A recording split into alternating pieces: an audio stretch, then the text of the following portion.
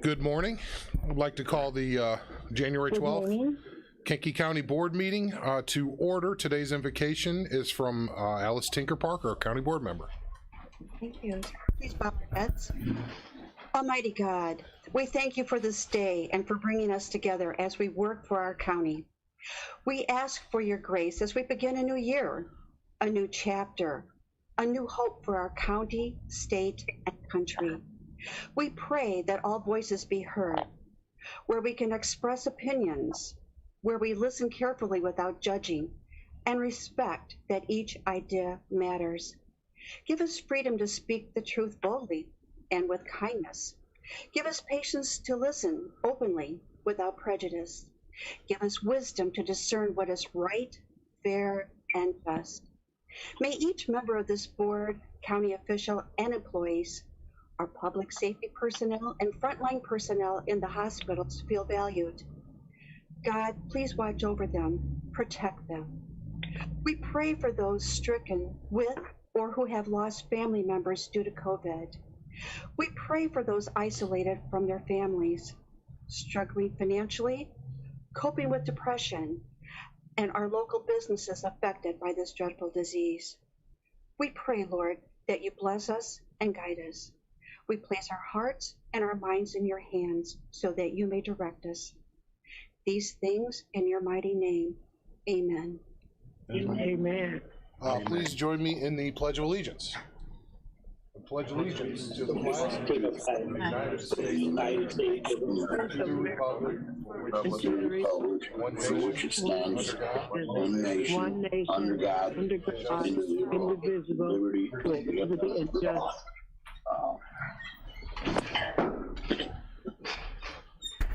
Alrighty, if I can get a roll call, please. Mr. Hess. Present. Mr. Tholen. Mrs. Polk. Present. Mr. Snipes. Mr. Seroy. Present. Mr. Lear. Present. Mrs. Weber. Present. Mrs. Peters. Present. Mr. Payton. He's on there. Mrs. Parker. Present. Mr. Kinzinger. Present. Mr. Fairfield. Present. Mr. Carrico. Present. Mr. Eckhoff. Present. Mr. Smith from Salina. Present. Mr. Swanson. Present. Ms. Zakulo. Mr. Featherling. Present. Mr. Dunhill. Present. Mr. Miller. Present. Mr. Long. Present. Mr. Kirkstra. Present. Mr. Hunter. Here. Ms. Bryan. Ms. Bryan. You're on mute, Miss Bryan. Present. Mr. Collins. Present. Ms. Hudson. Present. Mr. Smith from Bourbonnais. Present. Mr. Wheeler. Present. We have a quorum. We have a quorum. Did we have any public comment for call-in? We have no public comment today. And vacancy and appointments. I have a, could you read the title? It's a declaration, not a resolution. Declaration of a vacancy on the Kankakee County Board, District 16. I received notification on December 30th that Brenda Zakulo had moved out of the district on the 18th. So I am announcing that vacancy within that district. Obviously, the clock is ticking as of the when the resignation occurred on the 18th. So that those letters have been sent. Yes, Mr. Hunter. Just a question, a rhetorical question. All parties, respective political parties have been notified? Yeah, those letters were sent. But they were sent on the 30th because obviously they're 31st. I can't remember which dated for the 30th. Thank you because that's very when I much. was notified. So, alrighty, all three in writing. Moving on to certificates of appreciations and presentations. I have something from the Veterans Assistant Commission. They have a presentation today. Karen, did you want to tell you what? Why don't you come up here to the front? Might be, wait, oh, actually, we have to do it in the back. I got the microphone on the phone up here. Sorry about that.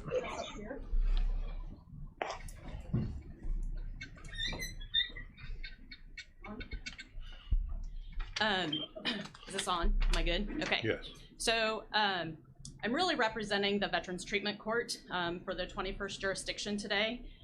One of our members, our participants in the court, as part of his recovery, has started woodworking. It's actually wood burning, and this flag was donated by him, and we raffled it off in December, and one of your board members, Mr. Jake Collins, actually won the raffle. He knows the participant personally, and he has won that.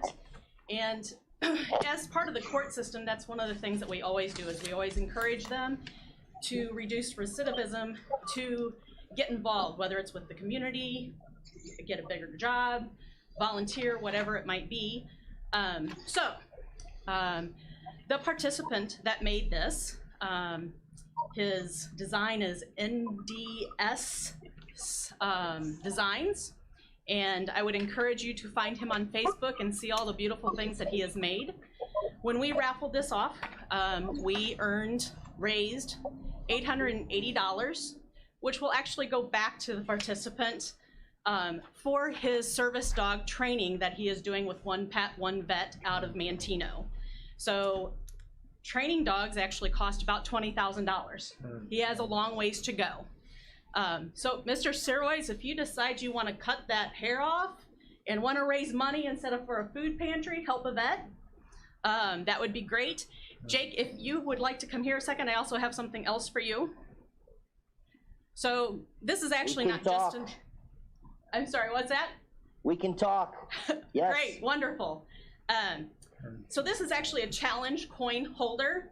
And for those of you who don't know, a challenge coin actually started back in the Roman times, but it became Americanized during World War I when flight squadrons received a special coin. So today, not only are you receiving that, I'm giving you a special coin from the 21st jurisdiction.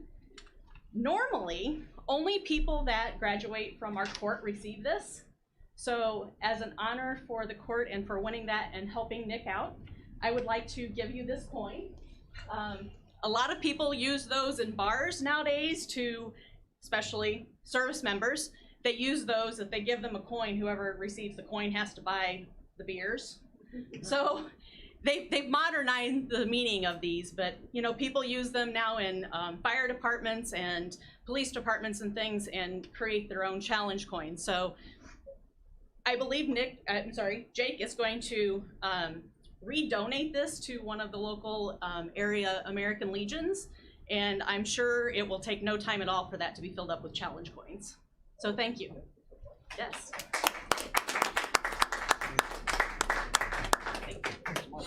Thank you guys. It's heavy. and David and I both have one in our office, so we bought those, but yes. Thank you guys. Thank you, Karen. Do you have anything to add, Jake, to that? Oh, yeah, just if anyone's listening, Nick Smith that made that sign is a fantastic guy. He's a local veteran, and he is doing a great job at working on getting his handling for the canine deal, and he's just a wonderful dude and a great guy to have in our community, and he makes beautiful signs. So if you can, hopefully that'll be at Allegiance soon, and you can go out there and maybe donate a coin to them and look up Nick Smith Designs, NDS Designs, and show a local guy some love. Thanks so much, Karen. Thank you. Thank you. Great. So you've been flagged, I guess, is the correct thing. Okay. Moving on, under other presentations, we have the Economic Alliance of Kankakee County. It's their year-end presentation. Every year or so, roughly, we try to see if the Alliance can come in, tell us what's been going on. And Tim, I'll go ahead and let you introduce yourself and your compatriot there, who might be taking part of the presentation. I don't know, but Tim Nugent, not just the mayor of Mantino, but in this capacity, the president and CEO of the Economic Alliance. So the floor is yours, Tim. Thanks, Mr. Chairman. And thanks for the opportunity. Yeah, every year in January, The Economic Alliance has come before the county board to kind of give a rundown of what the last year activities were, especially this year when there's a lot of new members of the county board. We wanted to kind of give them a little idea of what the Economic Alliance does, and an update on 2020. It's been quite an unusual year. I've got a slide presentation that I want to share.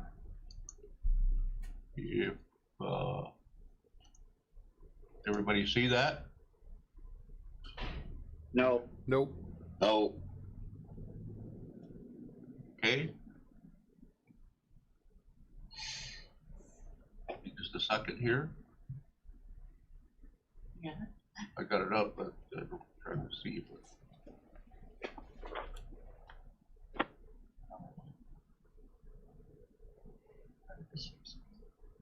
Okay, screen. Okay. And then share. Oh, okay. Here, okay. We see it Things now? are happening. All right, there we go. Okay. Yeah. And then There it is, Tim. Okay, sorry about that. I just want to say, give an update a little bit about what our mission is, what the Economic Alliance does, and what we've been up to the last year. For those of you new on the county board, the Economic Alliance, we are a public-private partnership that works to create jobs and expand the economy and the economic base in Kankakee County. There's going to be a number of slides here with a lot of different information. You'll all be getting emails later today with all these slides, so if there's something on there that you can't read or you can't see, you'll all get copies of it later on. So, so anybody that's not aware of the Economic Alliance, this is what we do. We are funded about 85% by private money and about 15% through the county board. We have a 16-member board of directors. You see the list of the people that are on there. A lot of different, there's 12 members from the private, and we have 4 members from the county board. I believe later on in your meeting, you'll be approving the people that are on there. These gentlemen from the county board have been the ones that have been serving for the last 2 years, and I think they're all the same ones that are being appointed today. But you'll also see on there we have bank presidents, education, we have minority groups, we have utilities, the hospitals, a lot of different people from throughout the community that serve on my board to give myself and Angela direction as to what they think we should be doing here in Kankakee County as far as economic development is concerned. Some of the accolades that we've received over the course of the last few years, you'll see here. There's not anything on here for 2020 because 2020 was pretty much an unusual year. You'll see that the things that are on here are things that have taken place in 2019 where we were listed as #1 in the Midwest for 5-year growth, #1 in Illinois for small metro, number 87 out of 203 for small places, best places to do business. And you'll see that Kankakee County, we've had a lot of activity, a lot of growth, a lot of good things happen over the course of the last several years. Unemployment. This is a map of Illinois showing every county in Illinois. Historically, Kankakee County has been, had higher unemployment than most of the counties, or a lot of the counties in the area and throughout the state. Right now, we sit at 6% unemployment in Kankakee County. Right before COVID, we were at a historic low of 4.2%. And then it shot up in March, well, when everything hit, we got up to 15.9% unemployment. Now we're back down to the 6.0% ranking. The state of Illinois is averaging at 6.5%, which is kind of unique because historically, Kankakee County is higher than the state average. But now, after COVID, we are, actually a little bit lower than the state average. And the other thing about this map, you'll see, as far as the collar counties, most of the counties around Chicago, the metro area, they are historically lower than Kankakee County in unemployment.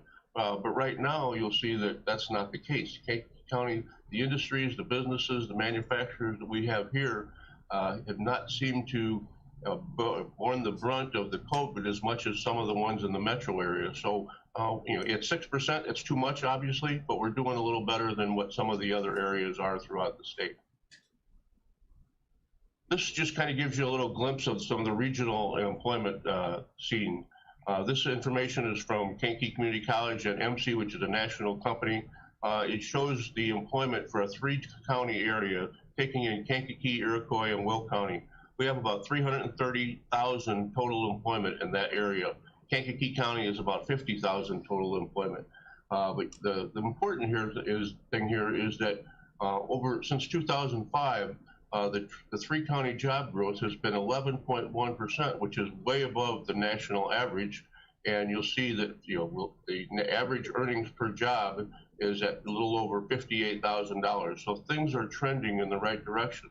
One of the other things here you'll see is the top growing industries, transportation and warehouse. Obviously, especially up in Will County, they have a lot of that, but we also have a lot of logistic services here in Kankakee County. But the main thing that we have here is manufacturing. We have more manufacturing than most areas in the state, percentage-wise. And so we were lucky with the COVID hit because most of our jobs were listed as essential, which a lot of other areas didn't have that luxury. Living in Kankakee County is economical. We are at 91.1% of the U.S. average. What that means is in the average city in the United States, wherever that is, it costs $100 to live, and in Kankakee County, it costs $91.10. So we are a little bit below the U.S. average cost of living, which when businesses are looking to locate or looking to expand, that's a good thing because it's an economical place to do business. And here's some of the highlights of the cost of living survey. Our rental costs are a little lower than the national average. Our home costs are a little lower than the national average. Energy costs. The only things that we're a little higher on is our groceries and our transportation. I'm kind of surprised about the grocery number because living here in the middle of the breadbasket of the United States, I'm surprised that the grocery numbers are a little higher than normal or higher than average, but that's what the numbers show. Housing has taken has had a great year for 2020. You'll see that over the course of the last year, there's been 24% of increase in closed sales in housing throughout Kankakee County, and prices have gone up 27.5%. So if you're in the real estate industry, you know that things have really been busy over the last 12 months. The COVID epidemic, while it has hit a lot of industries like hospitality and restaurants and bars, they suffered. The housing industry, the real estate industry, the real estate market, has really experienced some great times. Major capital investment in 2020, even though COVID hit in March, we had over $120 million worth of investment in Kankakee County. Add that to the money that's been spent here over the last 5 or 6 years, and we have over $2.5 billion that have been invested in Kankakee County over the last 6 years. And you'll see on the right side a number of the different projects, the major projects that have taken place here in the county over the last year.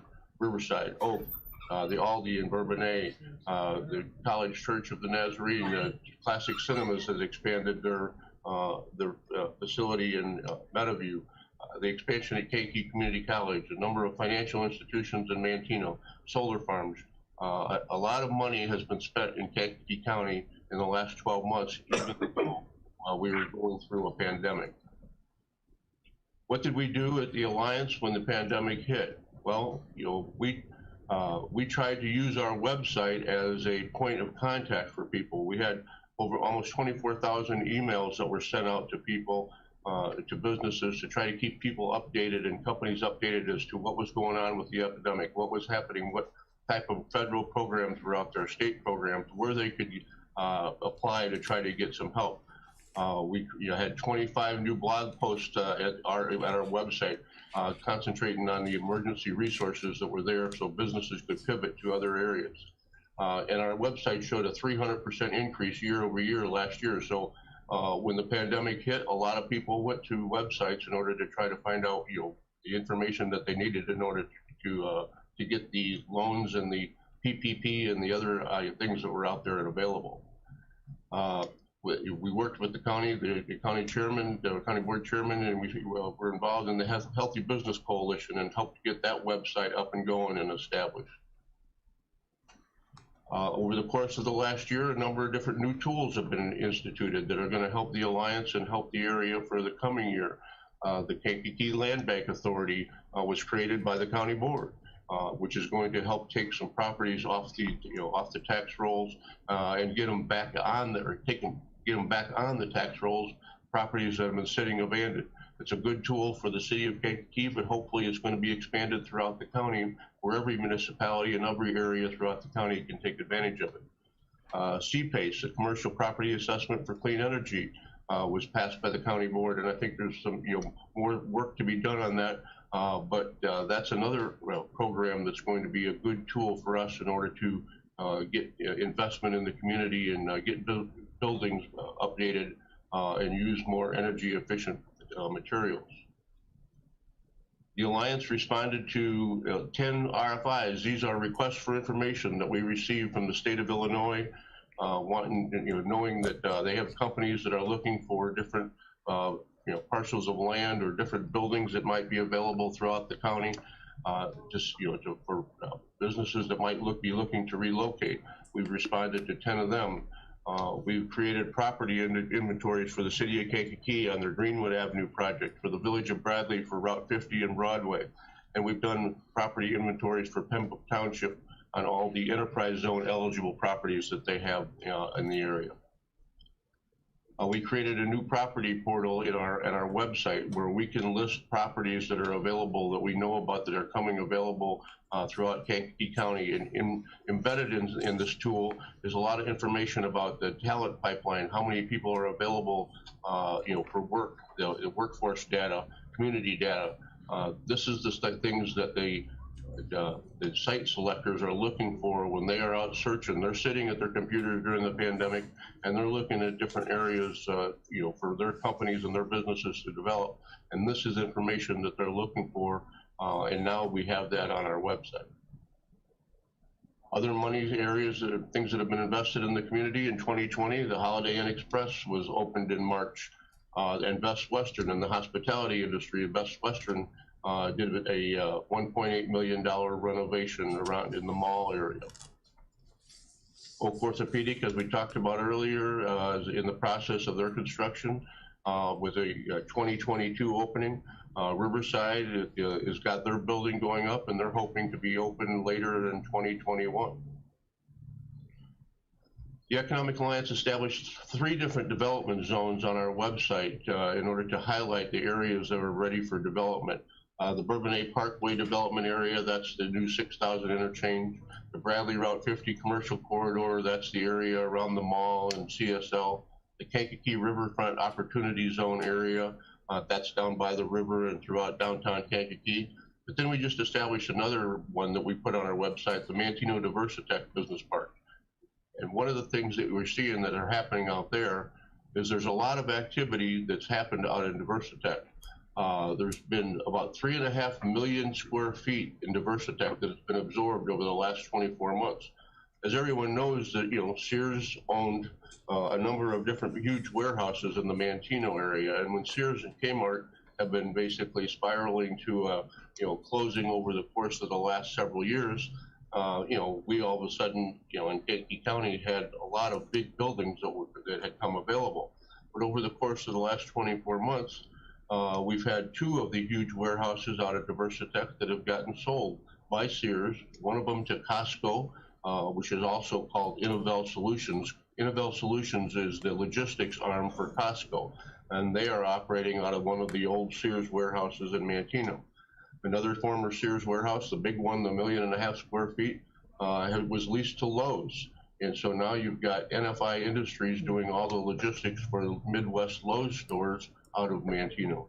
Dawn Foods was purchased by Rise Baking Company, and they're still continuing to operate the Dawn Foods facility. Cold storage facility out in Diversitech was purchased by Van Drunen, and from what I'm told now, Van Drunen has that full of freeze-dried, equipment and freeze-dried material ready for distribution throughout the country.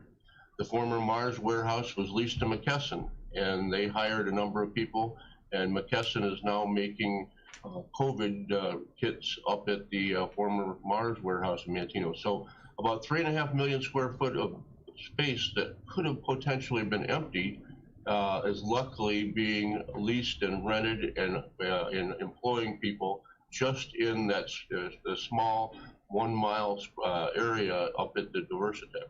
Now, we still have the 1.5 million square foot Kmart distribution facility that closed early last summer, but we got a number of different companies that have shown some interest, and there's a lot of activity on that.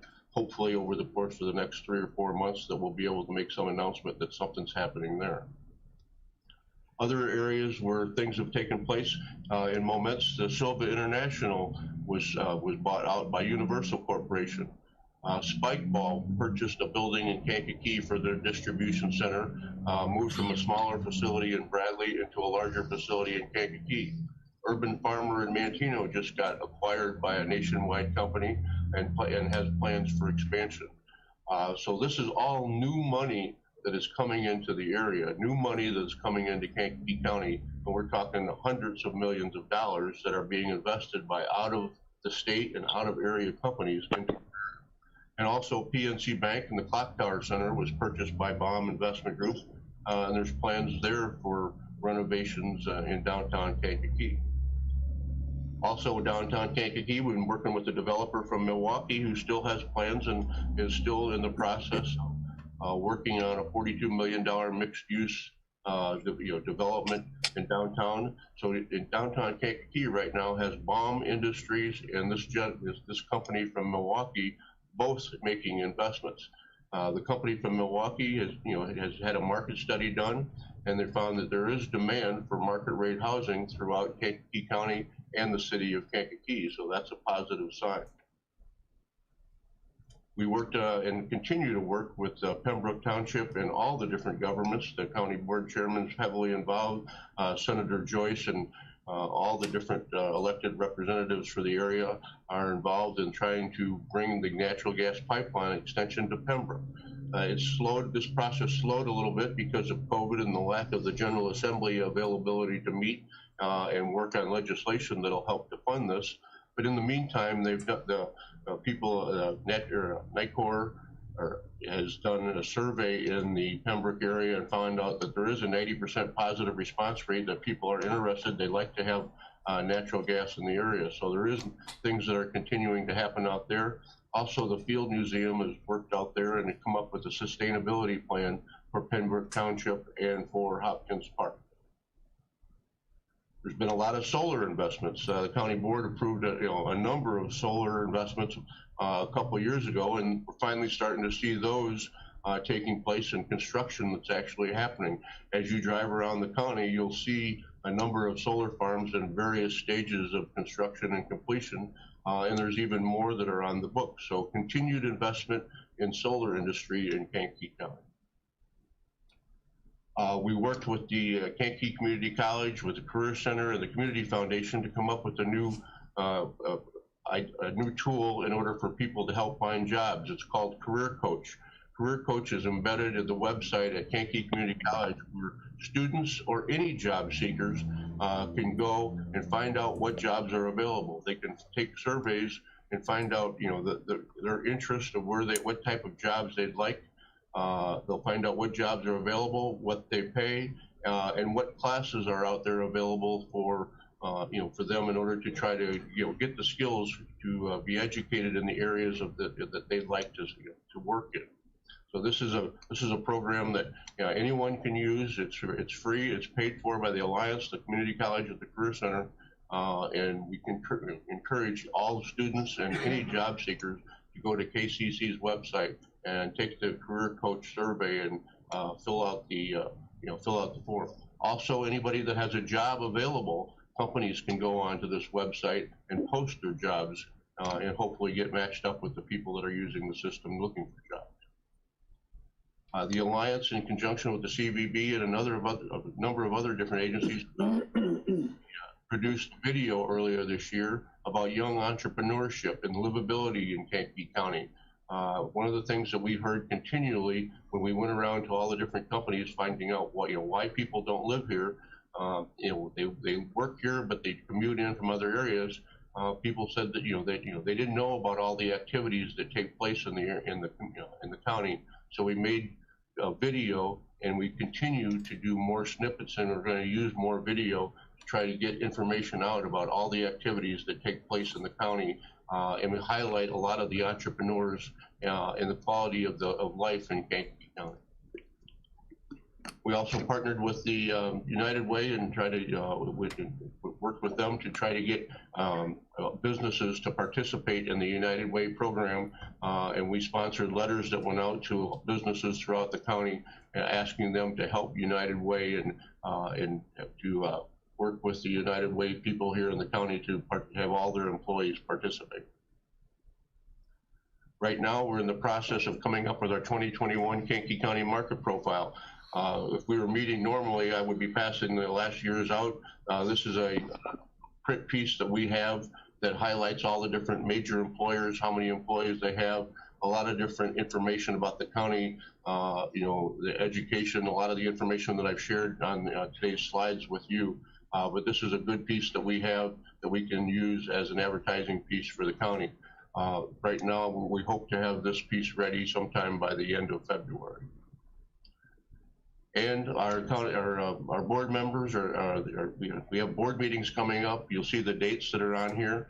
Right now, the location and how we're going to hold these meetings is still up in the air until we find out exactly where we're at. But if we are able to have in-person meetings, those meetings are open to the public. I give a presentation every time about the things that are taking place and all the the news that's happening as far as economic development. Anybody wants to contact us, our contact information, myself, Ben Wilson, that works here at the Alliance with us on a part-time basis and then works at the county part-time, does a lot of special projects. And our new employee, Angela Murray, who came over here from the Chamber of Commerce, recently has taken Lisa Wogan's place. Her contact information is on there too. That is all I have. I appreciate the time, and thank you very much. Thank you so much, Tim. Is there questions from the board about any of this? I'll start with Mr. Hunter.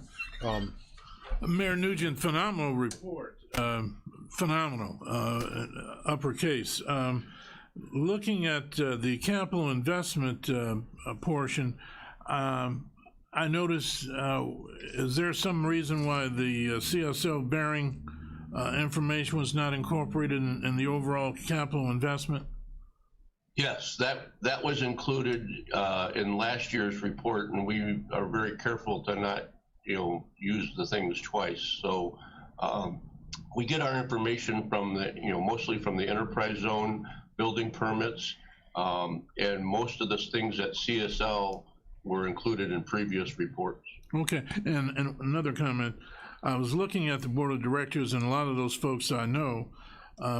Just for your information, there's going to be a new historic person who will be joining the Kankakee City Council, Victor Navarez, who works for Dwayne Dean, and you may want to offer some consideration to incorporating a Hispanic on your board of directors. But overall, that report which you provided, I saw my fellow board members really looking at and listening to your report, and I think candidly, without being redundant, it was really phenomenal. We appreciate that.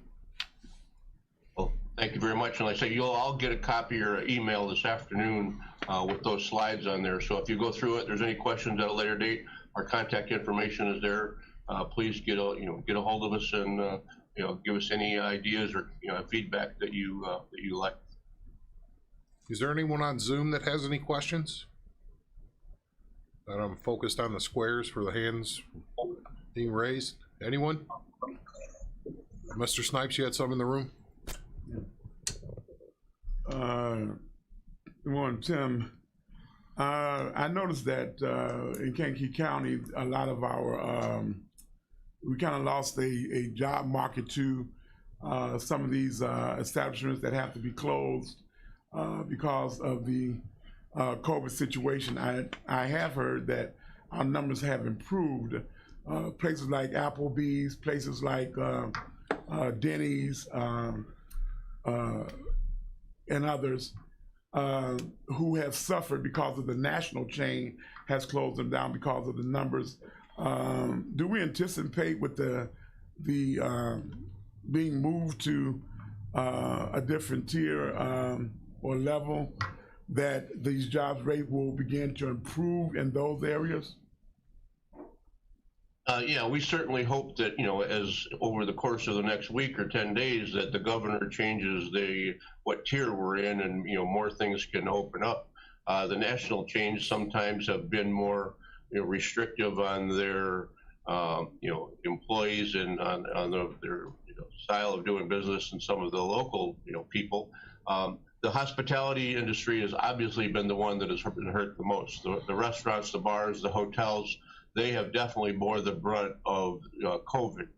Like I said earlier, manufacturers, other areas in Kankakee County deemed essential, they're actually working overtime and having difficulty time hiring people, because a lot of people, are afraid to come to work, or they're, some of them, they've gotten extra benefits through the different unemployment compensation that's been out there. So the factories are actually begging for employees and begging for workers. I think that, you've actually seen a shift in a lot of people who used to work at restaurants and bars that have, potentially gone back and got some training and gone into different fields, because they're, they didn't know when their restaurant or their waitress job might be coming back. So they've shifted employment and gone to a different direction. So I guess to answer your question, we certainly hope that, the restaurants and the bars will get back to business, and they can, reemploy the people that were laid off. But that's a decision that's coming down from the state with the guidelines that they propose and that they instruct us to follow. Is there any other questions? All righty, we do appreciate it. Mr. Kirkster, sorry. Go ahead. Yes, thank you. Mr. Nugent, I thank you very much for your presentation. I have a question as far as the Bradley area and the mall. Has there been any activity or any inquiries into any type of interest in reopening the mall or reestablishing it in any way? Well, the Village of Bradley has hired a consultant to come up with different ideas and plans, and they are in the middle of that process. They actually have another, village meeting coming up, I think, in the next week or two. That's taken a lot longer than normal because of the pandemic. I've actually talked. I was out in New York at the people who own the mall a year or two ago, talking to them about their plans. And I talked to them, within the last 3 weeks. I've had conversations, and they're open to suggestions and ideas. They are actually still out buying, malls throughout the United States. These gentlemen own, malls all over the country. They did not necessarily indicate that they had a master plan that this is what we're going to do, but they did indicate that they're open to community suggestions and ideas. With the mall, would they sell the mall? I think that, I think it's potentially available, but they're not giving anything away, and they don't have any plans that I'm aware of to making any major investments on their own. They are continually looking to get occupants of the existing space, but I never got any indication that they had a master plan that they were going to come in and revamp the mall in Bradley. All right, thank you. I just, my question was, did you have any information, basically? But what you gave me was a very good answer. Thank you. Is there anybody else first time?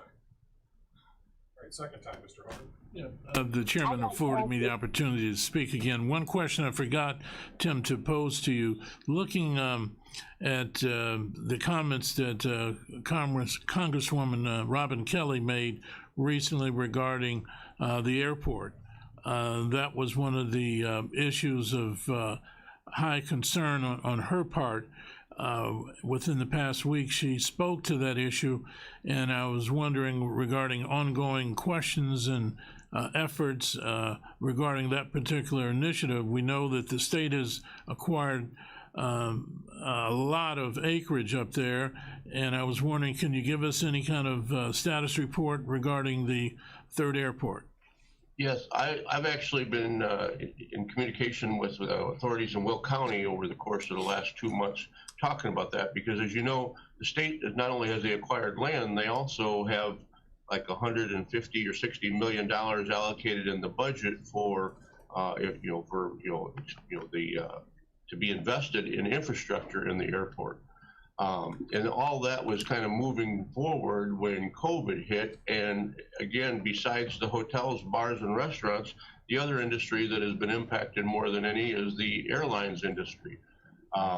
So, I think that, I think that's kind of on hold until we get past COVID and see what's going to happen with travel over the course of the next few years. The state does have money allocated for infrastructure improvements there, and we don't want to lose that. I mean, I talked with Will County about, hey, if the state's got money there, maybe it could be pivoted and used towards improvements on I-57 heading in the direction of the airport, which would accomplish two things. One, improve traffic on I-57, and also if the airport ever does come to pass, it would be money well spent, in that area that would improve access to the airport. We don't want to lose that money that's been allocated, but I don't see any rapid movement on airport construction over the course of the near future. Thank you. Mr. Nugent, do you know if that was part of the transportation bill, or was that part of the governor's budget? I believe it was part of the transportation bill, but I am not positive. I know there was like 157 million or 165 million dollars allocated, but that was before COVID, and there's a lot of things that are getting moved around right now. Sure. But like I said, we were talking with Will County because we wanted to see that money spent in that area, if not necessarily on airport construction, infrastructure construction, where it could be used for potential, distribution parks or, logistics facilities or that type of thing. We want that money spent in the area and not moved somewhere else. Sure. Thank you. The reason I asked is some of the appropriations went away, or potentially would likely go away based on the non-passage of the fair tax, progressive tax. Some things, as far as infrastructure and roads, are fine. They're still funded. It was a separate. That's one of the reasons I asked. So we'll get clarity and pass that along. Even the road and infrastructure, I think, has been impacted because of, they haven't collected as much money through gas taxes over the course of the last 9 months because people just aren't traveling. Sure. So the one correction, it's not a correction, it's more of an update. We will hear the land bank proposal here at our executive committee. We have not passed anything yet. So we're going to go through that at our executive committee this month, and if it makes it out of executive, then we'll address it in February. So, but beyond that, it's set to, we have an agreement on the terms. It's just we're working through the last little bit of it. So that's a tool that I think is vital to take a lot of these properties, the abandoned properties, off the out of being abandoned and onto the tax roll. Sure. Ms. Bryan, did you have something? I apologize if yeah, that's okay. I'd like to ask Mr. Nugent 2 questions, and very good on the report. Thank you so much for sharing that with us. That was very comprehensive. I'd like to know if there is a member of the Economic Alliance from a strong agricultural background on your board. And also, I'll ask the other question and then I'll mute. Good on the composite cost of living, and how do we compare to other counties with the composite cost of living? Thank you. To answer the question about the agricultural background, no, not necessarily. I mean, we do not have any representatives that are farmers that I believe. We have always been geared more towards the manufacturing and the major employers. But that's certainly something that, that we could look. Obviously, agriculture is a huge industry in our area too, as Chad Miller will be happy to attest. And the second question, I couldn't understand what you were saying. We did really well on the composite cost of living from your report, and I was wondering, how does our composite cost of living compare with our competitive counties? How does our cost of living compare to who? Other counties that are competing for employees. Oh, okay. Or competing for industry. That is a national survey that's done. So we are obviously below the national average as far as how does it compete with with other areas in Illinois, with Danville, Decatur, Champaign, those areas. I'd have to look and see exactly where they're at. I would suspect that they are similar around that same number, but I don't have that information right at my fingertips. Tim, was it traditionally it's places like Decatur and Danville that are similar demographically, maybe Bloomington to some degree with us? Right.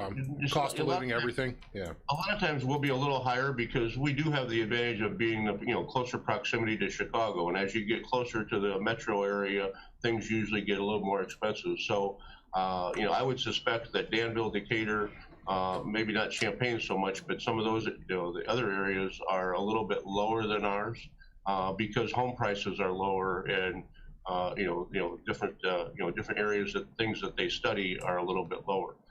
Again, we have the luxury of being only an hour from Chicago. We're still very rural, but we also do have some bleed over from some of the costs from the suburbs and from the city coming down here that raises some of our numbers. Sure, and I'm sorry to keep doing this, but I think it's an important statement or question to ask. In terms of competitors, we're competing with Indiana and Wisconsin and Iowa. People that have to be located in the central U.S. to access transportation. That's our true competitor. Once somebody's chosen Illinois, they've already accepted our higher cost of doing business at that point because they have to be here. Is that a fair assessment? Absolutely. I mean, right now we're competing with a company on the Kmart warehouse that's looking at, Indiana and Ohio. We've got to have some things that push us away because it's a pretty well-known fact that the cost of doing business in Indiana and some of the those other states is less than Illinois. So we've got to have some other things in the plus column that will bring them here. Thank you. I appreciate that. Any other questions for Tim or anyone at the Alliance? Great. Thanks for your time. Oh, go ahead. Someone else? Peters. Yes, go ahead, Janice. Just a comment. It was mentioned that the mall is closed, and actually that's not true. There are several small businesses still open in the mall, and I invite everyone to check them out. My friend owns Crafts and Things, and she's doing a robust business there, so thank you. Great, thank you. Well, if there's nothing else, we'll move on. Have a great day, everybody. You can stay on and enjoy the next hour of the meeting if you want, Tim and Angela. Circle back. Well, we're going to mute you, though. Have a good day. The minutes of the last meeting, December 7th, is there a motion? Oh, excuse me, and the 8th. A motion to combine and approve? Is there a motion in the room, maybe? So moved. Mr. Kirkster, a second from, I believe, was that Ms. Parker? Yes, it was. Okay, we have a motion and a second. Well, let's do a roll call on Zoom first. That works. Mr. Hess. Aye. Mrs. Polk. Mrs. Polk. Mr. Seroy. Aye. Mrs. Weber. Aye. Mrs. Peters. Aye. Mr. Payton. Mrs. Park. Aye. Was that Mrs. Polk? Yes, aye, I'm sorry. Mrs. Parker? Aye. Mr. Kinzinger? Aye. Mr. Fairfield, Aye. Mr. Eckhoff, Aye. Mr. Smith from Salina, Aye. Mr. Swanson, Aye. Mr. Featherling, Aye. Mr. Donnell, Aye. Mr. Miller, Aye. Mr. Long, Aye. Ms. Bryan, Aye. Ms. Hudson, Aye. Mr. Smith from Bourbonnais. Aye. All those in the room, say aye. Those opposed, same sign. Motion carries. Claims Committee reports. Mr. Chairman and members of the County Board, your Committee on County Claims would beg leave to report they have examined the following claims presented and recommend payment. The clerk is hereby authorized and directed to issue orders to the several claimants. Total claims of $5,249,840.29. All righty, is there a motion to combine and approve on that? How about somebody from Zoom? Motion to combine and approve? Polk. Ms. Polk with a motion, a second in the room. Mr. Lear. Any questions, comments? We'll do a Zoom roll call, please. You do a roll call for everybody on the claim. Well, roll call for everybody. Yes, thank you, sir. You're welcome, sir. Mr. Hess, Aye. Mrs. Polk, Aye. Mr. Snipes, Aye. Mr. Seroy, Aye. Mr. Lear, Aye. Mrs. Weber, Aye. Mrs. Peters, Aye. Mr. Payton, Mrs. Parker, Aye. Mr. Kinzinger, Aye. Mr. Fairfield, Aye. Mr. Carrico, Aye. Mr. Eckhoff, Aye. Mr. Smith from Salina, Aye. Mr. Swanson, Aye. Mr. Featherling, Aye. Mr. Dunhill, Aye. Mr. Miller, Aye. Mr. Long, Aye. Mr. Kirkstra, Aye. Mr. Hunter, Aye. Ms. Bryan, Aye. Mr. Collins, Aye. Ms. Hudson, Aye. Mr. Smith from Bourbonnais, Aye. Mr. Wheeler. Aye. Motion carries. Under department reports, could we get those read in the record, please? Absolutely. County Collector's Monthly Report for November 2020, total cash and bank and investments, $3,629,787.69. County Treasurer's Monthly Report for November 2020, total cash and investments, $3,629,787.69. Coroner's Monthly Report for November 2020, total calls 155, coroner's cases 23, autopsies 8, toxicology 9, hospice 66, referrals 67, cremations 80, 1 x-ray, 2 outside autopsies. Income summary for the coroner for November 2020, total of $3,721. Circuit Clerk cash book for month ending November 2020, total dispersed $200,322.44. Recorder's Monthly Report for October 2020, disbursement fees paid to the County Treasurer of $167,454.20. Recorder's Monthly Report for November 2020, disbursement fees paid to the County Treasurer of $185,796.31. County Clerk's Monthly Report for month ending October 2020, total $28,088.51. County Clerk's Monthly Report for November 2020, total of $35,063.91. The 6-month report for the County Clerk from June through November 30th is on file. Animal Control Monthly Report for October 2020, total fees of $29,165. The IPTIP Building Fund of $22.12. Total animals handled 124. The Animal Control Monthly Report for November 2020, total fees of $36,906. The IPTIP Building Fund of $20.25. Total animals handled 71. The Monthly Building Division Report for November 2020, total permits issued 69. Total fees of $21,730. The monthly resolution list for January 2021 total to the county of $60,000.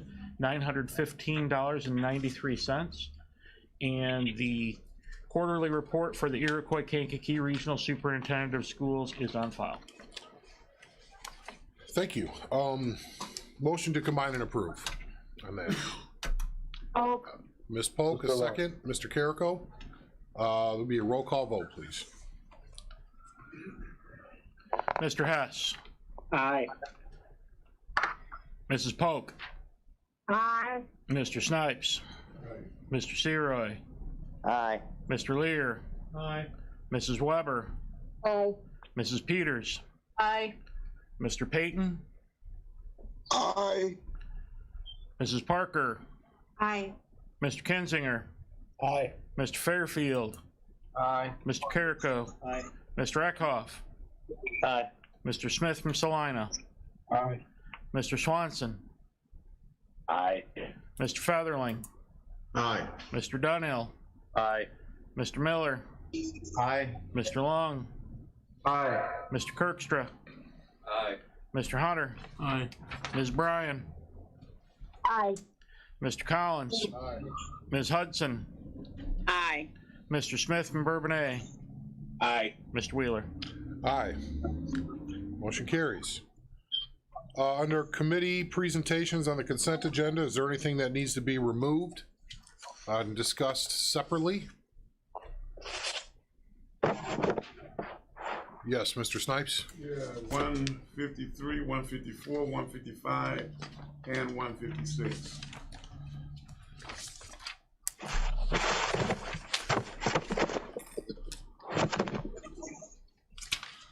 Is there any others that would like to be removed? Second time, discussed independently.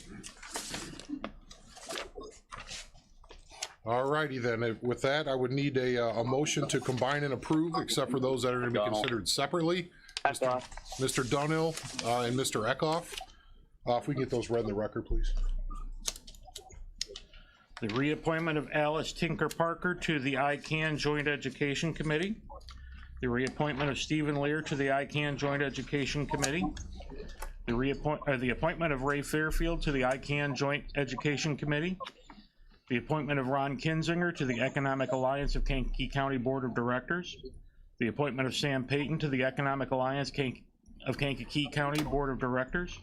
The appointment of Andrew H. Wheeler to the Economic Alliance of Kankakee County Board of Directors.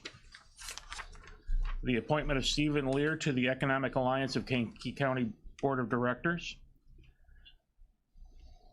The appointment of Stephen Lear to the ISACO Legislative Committee. The appointment of 156 was pulled, wasn't it? Yes. The appointment of Antonio Carrico to the Kankakee County Board of Health. All righty. Any questions on those? If not, roll call vote. It's on consent. Mr. Hess. Aye. Mrs. Polk. Mr. Snipes. Aye. Mr. Seroy. Aye. Mr. Lear. Aye. Mrs. Weber. Aye. Mrs. Peters. Aye. Mr. Payton. Aye. Mrs. Parker. Aye. Mr. Kinzinger. Aye. Mr. Fairfield. Aye. Mr. Carrico. Aye. Mr. Eckhoff. Aye. Mr. Smith from Salina. Aye. Mr. Swanson.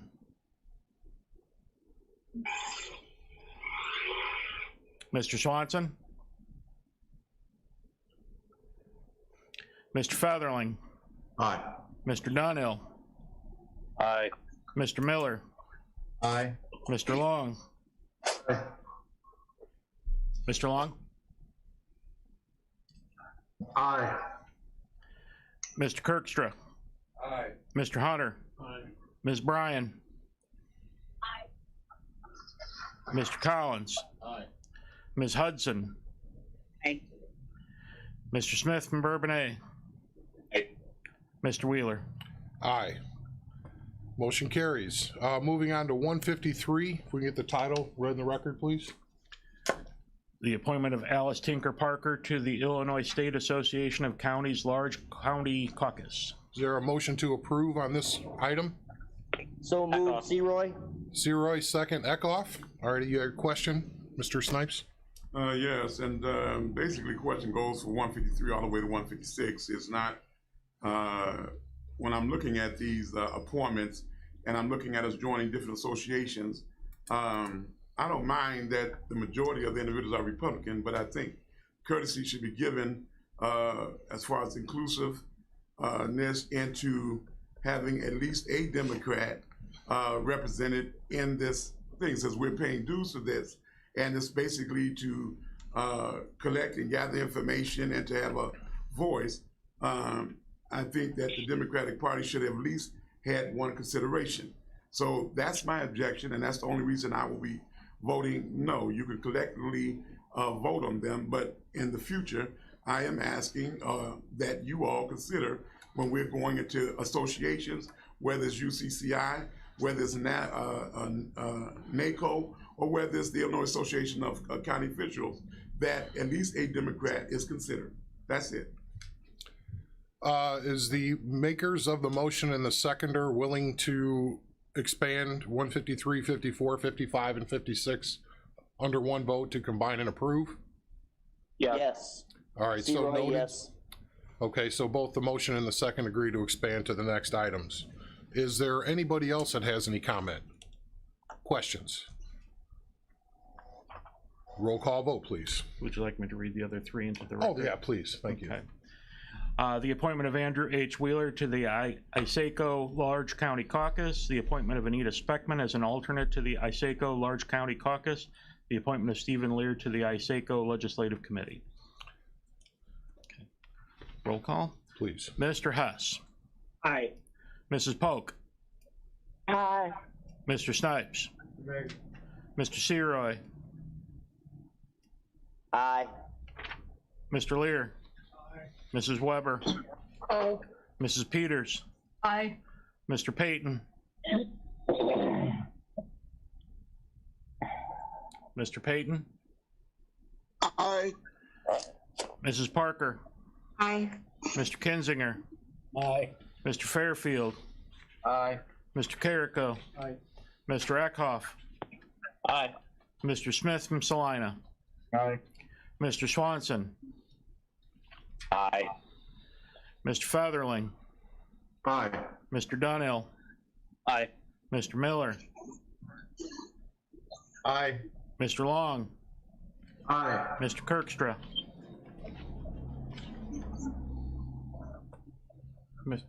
Mr. Kirkstra.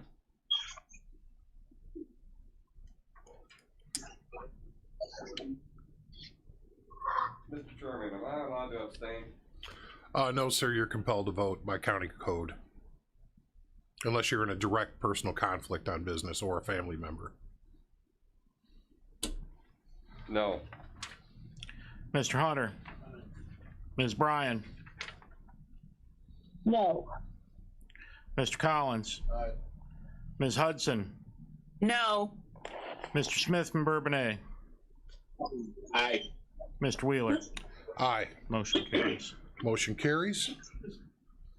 Mr. Hunter, did you have a question? Mr. Chairman, I understand, and I heard the concerns of County Board Member Snipes. I would just suggest that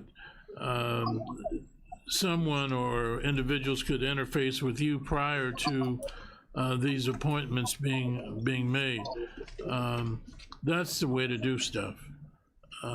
Instead of having some concerned voice at this particular meeting, but in the future, I would implore my fellow county board members to interface with the chairman regarding consideration.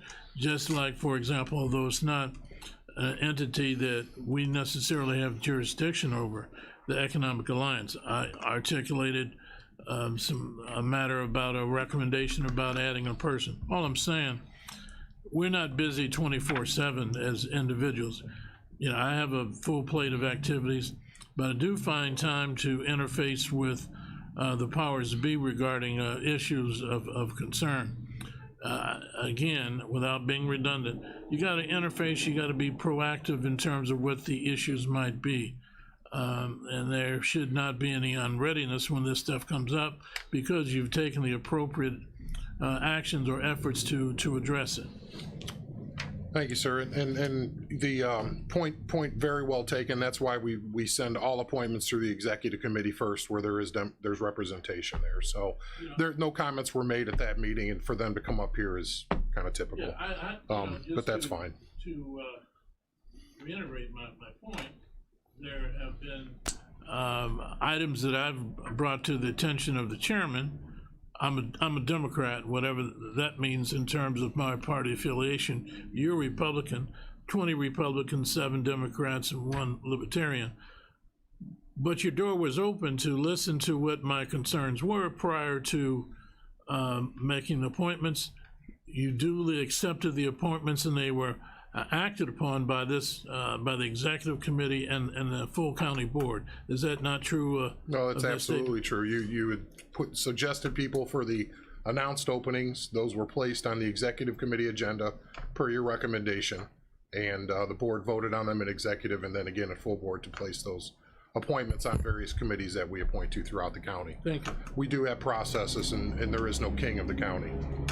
So thank you for that. That's what we're all here for. Let's see here. Yes, Mr. Collins, please. I'd like to just reiterate what Mr. Hunter pointed out, that there's 3 parties here and not just 2, and that if I were to ever suggest that we were included in any situation, I would probably have a solution rather than just if it was able to be presented beforehand and not discussed at this meeting, as it seems it was passed up to do so, I wouldn't interrupt without a solution to the problem or a recommendation. And there's 3 parties here for sure. Yep. Thank you.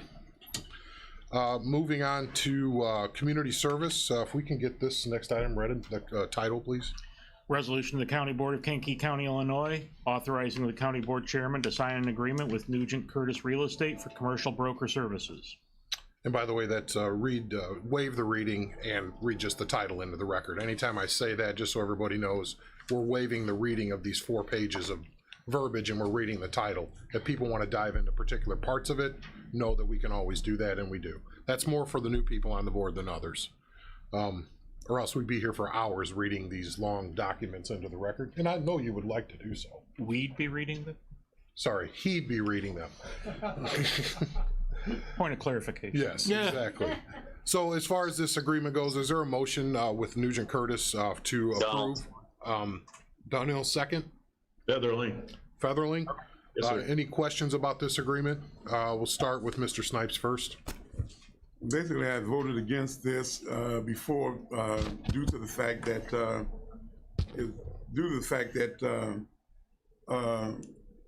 Chris Curtis is the agent. I don't care if it others agency, if there was Tim, there's no problem. Anyone else, there would be no problem at this particular time.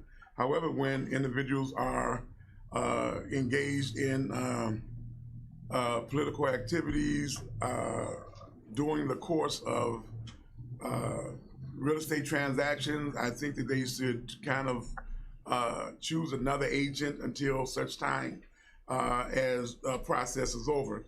In this case, I still will be voting no, authorizing the county board chairman to sign an agreement with the Nugent Curtis real estate agent unless they had another agent in this process. Mr. Hunter, did you have something? Board Member Snipes, I know you articulated it the last time, and this is not attacking anything, but just information. You had some concerns because Mr. Curtis was a Republican running for mayor. I know Chris Curtis, and I know Mr. Nugent. And I hate to bring this up, but you know, that's part of my history. Served with Mr. Nugent on the Kankakee City Council. He was an alderman. He was ran as a Democrat on the Kankakee City Council a while back.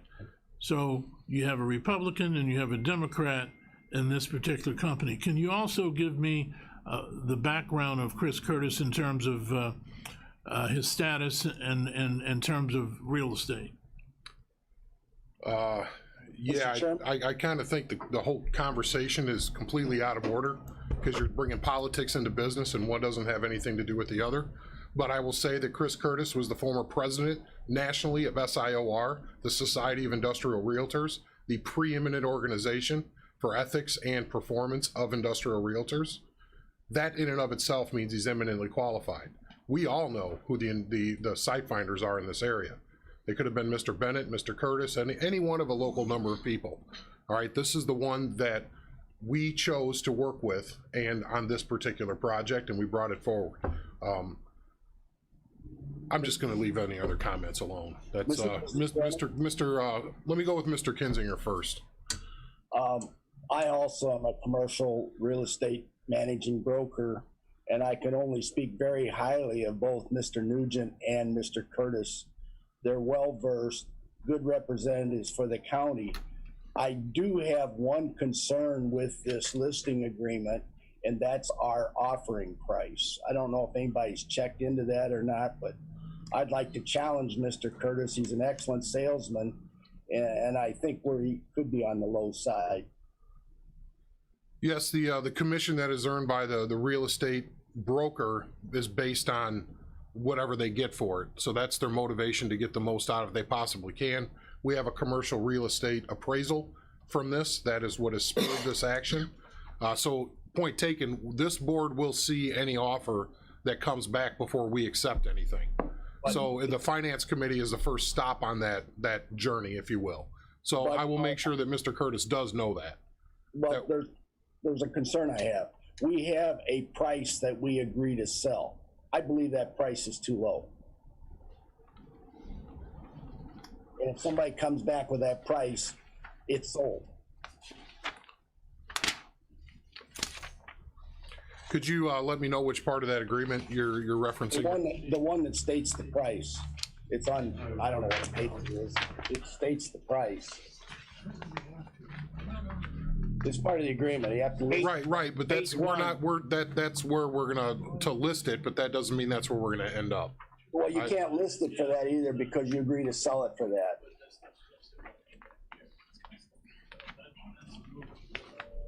The property shall be listed for sale at. If somebody offers that, we agree to sell it. Correct. Because that matched the appraisal. Is too low. That matched the appraisal. Well, we can consider that when it comes by. I mean, I don't think it is, but that's your that's your call. So if we want to, do you want to make an amendment to put that number higher? Yes. What would that number be, sir? I think it should be in the range of 75 cents a square foot per acre, which is put around 30. I'm sorry, we got sirens out here. Hold on a second here.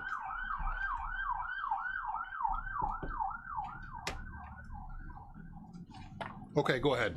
I would defer to Mr. Curtis because he's in this property, but realistically, that property's in the 160 to 170 range, I think, very easily. And it's a good location. Real estate values are moving. We just heard that, and I'm not in favor of selling an asset for what I know will sell very quickly. I'd like to see Mr. Curtis show us his talent and raise that selling price. So are we, because it's in the agreement, do you want me to put 160? Are you making the motion to amend? No, here's what I'd like to make the motion. I think Mr. Curtis should review that, and I think that selling price should be in the 169,000 range, but if he thinks it should be a little less, I will follow his. But I think the number listed is too low. So I don't know how to make that a motion. I have to look at the exact language.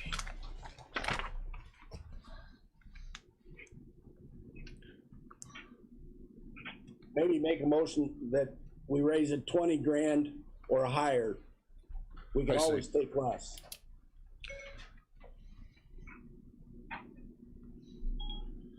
Sorry, I missed that. Could you say it again, please?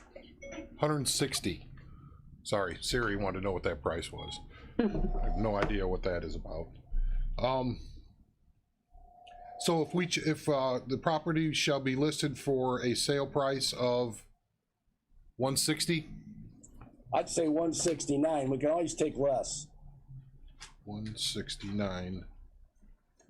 And that's Even. just a number, based on what I think it's worth.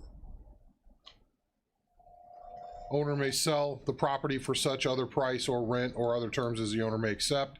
So you're saying you don't want it to be the 149 or, yeah, 149.9 because someone comes in at that, we're agreeing to sell it at that number. That's correct. We think our floor should be 169. Yes. Is there a second to Mr. Kinzinger's amendment? I second the motion. I'm sorry, who was that? Mr. Fairfield? I'm sorry, I couldn't. Mr. Fairfield? Is that a second? Second. Okay. Second. We're voting on just the amendment now itself. So is there any other questions about that number? Mr. Wheeler, Yes, sir. Mr. Hess. is it going to 169 or 169.9? He said 20,000. Was it even or 9? 169.9? Put it down 169.9. It's just a number. Okay. 99, you want to do the Earl Scheib version? 169, 99, 99? So. No, 169.9. See, we just dated ourselves, Earl Scheib. True League fence. So, okay, well then it's 169.9. Does the second accept that modification? Mr. Fairfield, you're mute? Yes. Okay, all righty, any other questions? We'll roll call vote the modification, or the amendment, excuse me, 169.9 as the listing price. Mr. Hess. Aye. Mrs. Polk. Aye. Mr. Snipes. Aye. Excuse me, for the, what are we voting on? And there's an amendment for the 169.9, yes, aye. Mr. Seroy. Aye. Mr. Lear. Aye. Mrs. Weber. Aye. Mrs. Peters. Aye. Mr. Payton. Who we on? Mr. Payton. Aye. Mrs. Parker. Aye. Mr. Kinzinger. Aye. Mr. Fairfield. Aye. Mr. Carrico. Aye. Mr. Eckhoff. Aye. Mr. Smith from Salina. Aye. Mr. Swanson. Aye. Mr. Featherling. Aye. Mr. Donnell. Aye. Mr. Miller. Aye. Mr. Long. Aye. Mr. Kirkstra. Aye. Mr. Hunter. Ms. Bryan. Aye. Mr. Collins. Aye. Ms. Hudson. Aye. Mr. Smith from Bourbonnais. Aye. Mr. Wheeler. Aye. Motion carries. So the motion carries. Moving back to the original question on the agreement as a whole. And we did have a motion and a second on that one. So is there any other discussion on that, the agreement with Nugent Curtis Real Estate? Any other first-time questions? Yeah. Sorry, let me go back. First-timers on Zoom. Yeah, I'm sorry. Okay, second time, Mr. Yeah, Hunter. just for clarification, now we're voting on the 169 as the amended motion. Yeah, the whole agreement. Right. With 169.9. Right. Yep. Mr. Snipes. And again, I would agree that on the 169.9, don't have a problem with, again, Mr. Nugent. I just simply said that there should be another agent of his company handling this or himself. There's a reason why, when I said Chris Curtis, when you, Chairman, was about to leave the board, you was considering running for against him in the city of Kankakee. And then that Point of went order. anywhere. No. Point of order immediately intercedes. What's your point of order, The please? point, it does not. It does immediately intercede. Yes, sir, I researched that. Mr. Hess, was that you? We should not be discussing politics We're in an not open discussing meeting. politics, we're discussing an action that was on the board. I will rule on the point of order. Mr. Snipes, you're out of order. No, I'm not out of order. Yes, you are out of order, sir. The point of order is being ruled on by the chair, sir. And- Robert's Rules of Order. No, well, if you want to go by Robert's Rules of Order. Mr. Hess, I have ruled in favor of your motion. Do you have any other comments, Mr.? Yes, and I still simply says that this puts a, it raises the questions of ethics when we're doing things. What I ask is that the agent be changed, not so much the agency. And because I stated the reason why. This county board Basically, this is a record on the county board. So it's not something that's out of order because it's something that was discussed, and it was by you along with the board. So as a result, anything that's on your minutes or in the minutes of this county board can be brought up. And why it's being ruled out of order? Only because there might be some personal agenda, but outside of this, I'm saying that this is the reason why I will not basically vote for the agent. You can get another agency. I applaud Mr. Newt. I was there when he was the police officer, the police chief. Not a problem. The thing is, it should be another agent.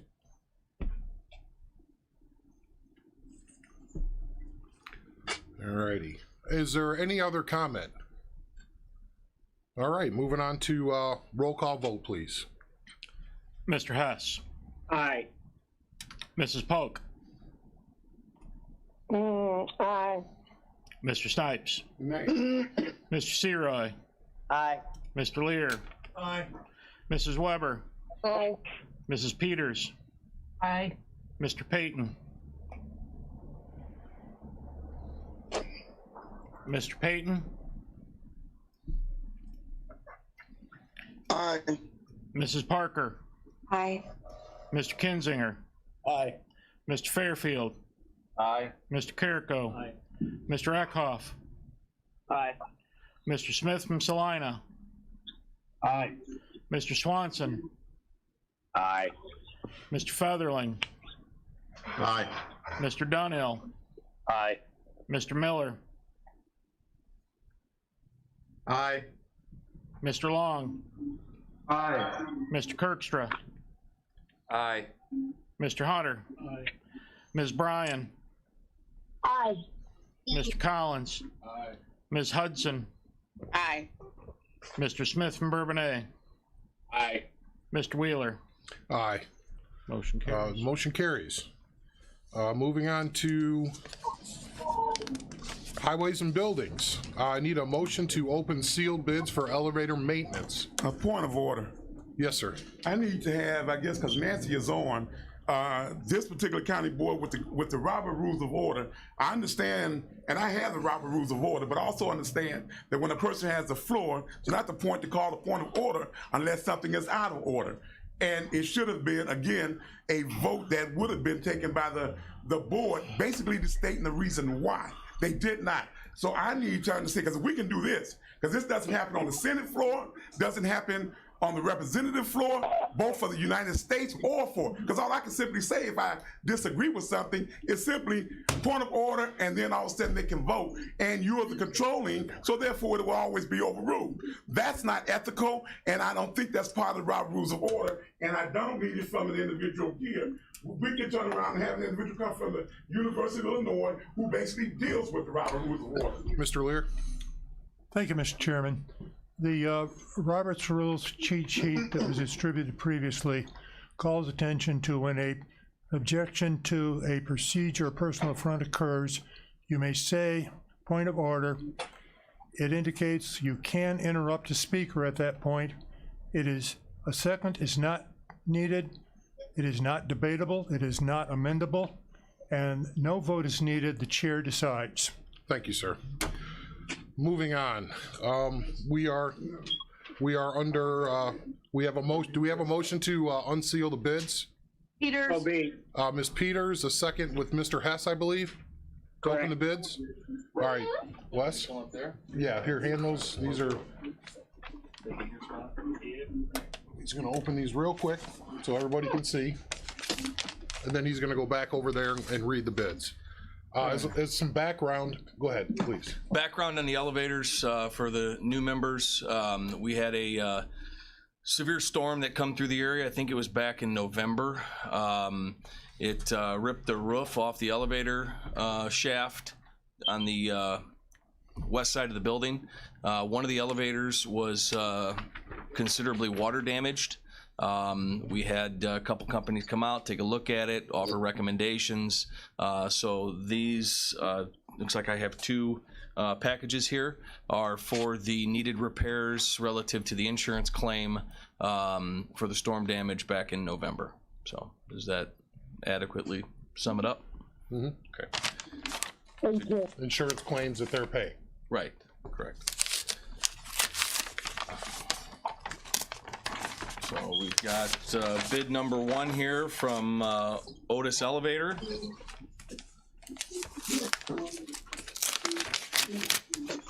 And we have bid number 2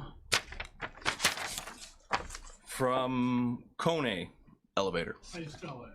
Kone. So I'm gonna go back down over here and we'll look through these and see what they have to say. Mr. Chairman, Yes, Mr. Hess. could he read the bids? And I would make the motion to take the lowest, most responsible bidder.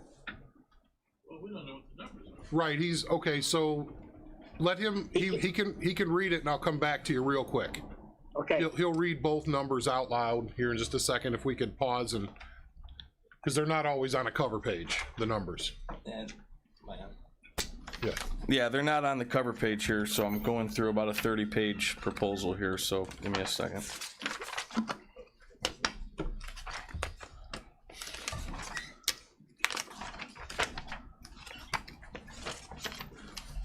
All right, it looks like I have a bid here from, let's see, Otis Elevator. Base contract amount for Otis Elevator is $334,989.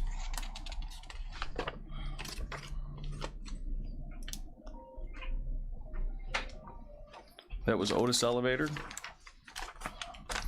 And now I'll look through Kone here.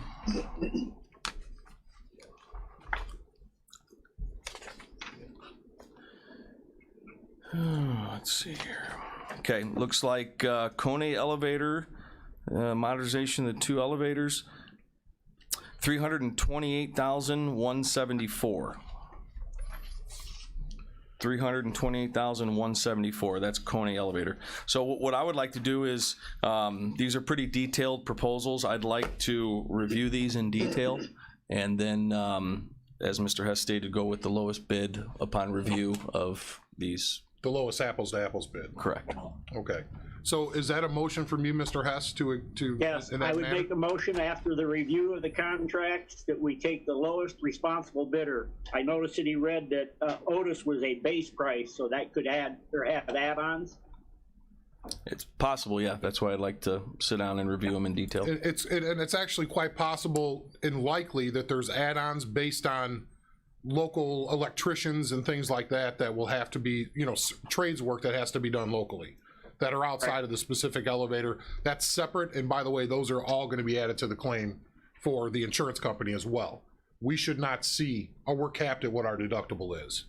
I just want to make that clear. If that, this isn't the last of the charges, but this is the elevator portion bid. We're just going to make sure there's no other outside contract fees in there or anything. Mr. Hunter? Yeah, I got a question. Lowest and responsible bids, that's 2 descriptions. What if, for example, Hunter Incorporated made a bid and I had a bid of like 300,000. Now, no way in the hell you guys are gonna choose me because I'm not in that particular business, or maybe my first venture in terms of bidding on this project or any other project. Not to mention your county board members. Yeah, and I'm a Democrat. Yeah. So. Oh, yeah, of course. Yeah. Let me just say, so the maker of the motion, I understand what you've done, but who does the maintenance on it, on the elevators now? Currently. Hold on, go ahead. Currently Kone Elevator. Okay. So they have some history? Very much so. Okay. Yep. Okay. And there's really 3 companies. It's Otis, Kone, and then ThyssenKrupp, I believe. ThyssenKrupp. ThyssenKrupp, whatever, that German, whatever. But those are the 3 big ones that you see out there. Some of the questions: will they warranty their work on another company's elevator? You know, that kind of stuff needs to be checked. So that may not be a responsible bid if in fact these are Kone elevators, and if Otis was lower, but they won't warranty their work because it's on somebody else's system. Mr. Kirkster knows how that stuff goes. Sometimes the machine you're in kind of boxes you out. So in this case, we're going to make sure that falls into responsible. Mr. Chairman. And qualified. Yes, Mr. Kinzinger.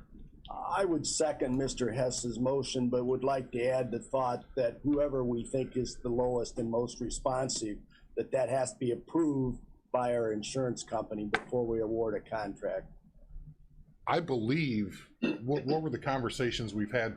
They've approved the amount already. How about the contractor? They don't have necessarily a horse in that race. That's not for them to determine. That's for us. Sometimes it's to your advantage. Yeah, there was other offers they made us to get refurbished equipment, and then it would be a much lower price, and we rejected that because there is no warranty on refurbished equipment on a 40-year-old elevator. So this is really the culmination of, when was the derecho? November. We've had one elevator since November.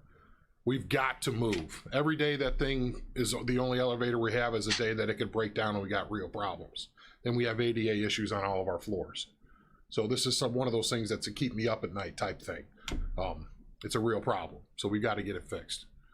To your point though, I agree, Mr. Kinzinger. Yeah, they've already kind of vetted this kind of thing on what they're going to pay for. Yeah, it actually might have been before November. It might have been September. Everything's running together. It's been a while. August. There you go. Okay. Yeah, and I hope it's not August when this thing is done, is where I'm going with this. Mr. Chairman. Yes. Would it be possible to get Wes to give us a rundown on Thursday, or is that too quick for our committee meeting? I think that this went through Building and Grounds, yes, no? Yeah. What did Building and Grounds say? The only thing Buildings and Grounds discussed was which direction we wanted to go. Was it going to be the refurbished route, or was it going to be the replacement route? And I think everybody was in agreement that this is the route that that we wanted to go. Sure. And we discussed the bids. We discussed the formal bidding process at Buildings and Grounds. So that's as best of my recollection. That's what we discussed. Okay. If we send out a communication from administration to the county board members letting you know, does that suffice for notification on who this low qualified? Because we're going to run to daylight. We're not going to wait till next month to let them know. That's fine. Yes, sir. If I recall correctly, this is a insurance job that's going to be paid, right? Yes. Also correctly, we basically discussed that we wanted to not go with refurbished, but to go with them, because that refurbished would wind up putting us back sometime back in the same shape. So I think it was well discussed in the committee and moved forward that this is what we were going to do. So as far as regarding the price, we were supposed to get the bids, and we opened up the bids today, correct? Yes. And then after that point, then we will be just voting on just the, whether you want to say lowest responsible bidder or bidder, whatever we vote on would determine the bid that we are accepting. Would that be not correct? Correct. So yeah. I don't see the need for a lot of going back and forth debate, because if that elevator goes, we got to walk all the way to the second floor, and then we got to go down some other place. Individuals would not be able to move. So it is of urgency that we don't belabor, is my whole point. Thanks. So yeah, we'll get a communication out when that determination is made. It's going to be this week, and we'll let everybody know. And please keep in mind, it's not a debate over internet. That's Open Meetings Act problems. We'll just inform. We don't want a discussion. Make sense? One-on-one is the way to have discussion, so we don't violate Open Meetings Act. All right? Good? Thank you. Thanks. Mr. Chairman? We do have to vote. Yeah, thank you. Yeah, it's a roll call. Please and thanks. Can they state the motion? Mr. Hess, will you restate your motion? That after review of the bids by I just drew Wes. I'm sorry, Bones. I apologize, Mr. Hess. Mr. Wes. Jeez. No, I drew a blank on his name. Yeah. My motion is to take, after the review, to take the lowest and responsible bidder to the specs. Okay. Roll call, please. Mr. Hess. Aye. Mrs. Polk. Aye. Mr. Snipes. Aye. Mr. Seroy. Aye. Mr. Lear. Aye. Mrs. Weber. Aye. Mrs. Peters. Aye. Mr. Payton. Aye. Mrs. Parker. Aye. Mr. Kinzinger. Aye. Mr. Fairfield. Aye. Mr. Carrico. Aye. Mr. Eckhoff. Aye. Mr. Smith from Salina. Aye. Mr. Swanson. Mr. Swanson. Mr. Featherling. Aye. Mr. Dunhill. Aye. Mr. Miller.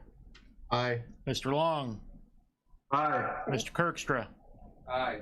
Mr. Hunter. Aye. Ms. Bryan. Aye. Mr. Collins. Aye. Ms. Hudson. Aye. Mr. Smith from Bourbonnais. Mr. Smith from Bourbonnais. Mr. Wheeler. Aye.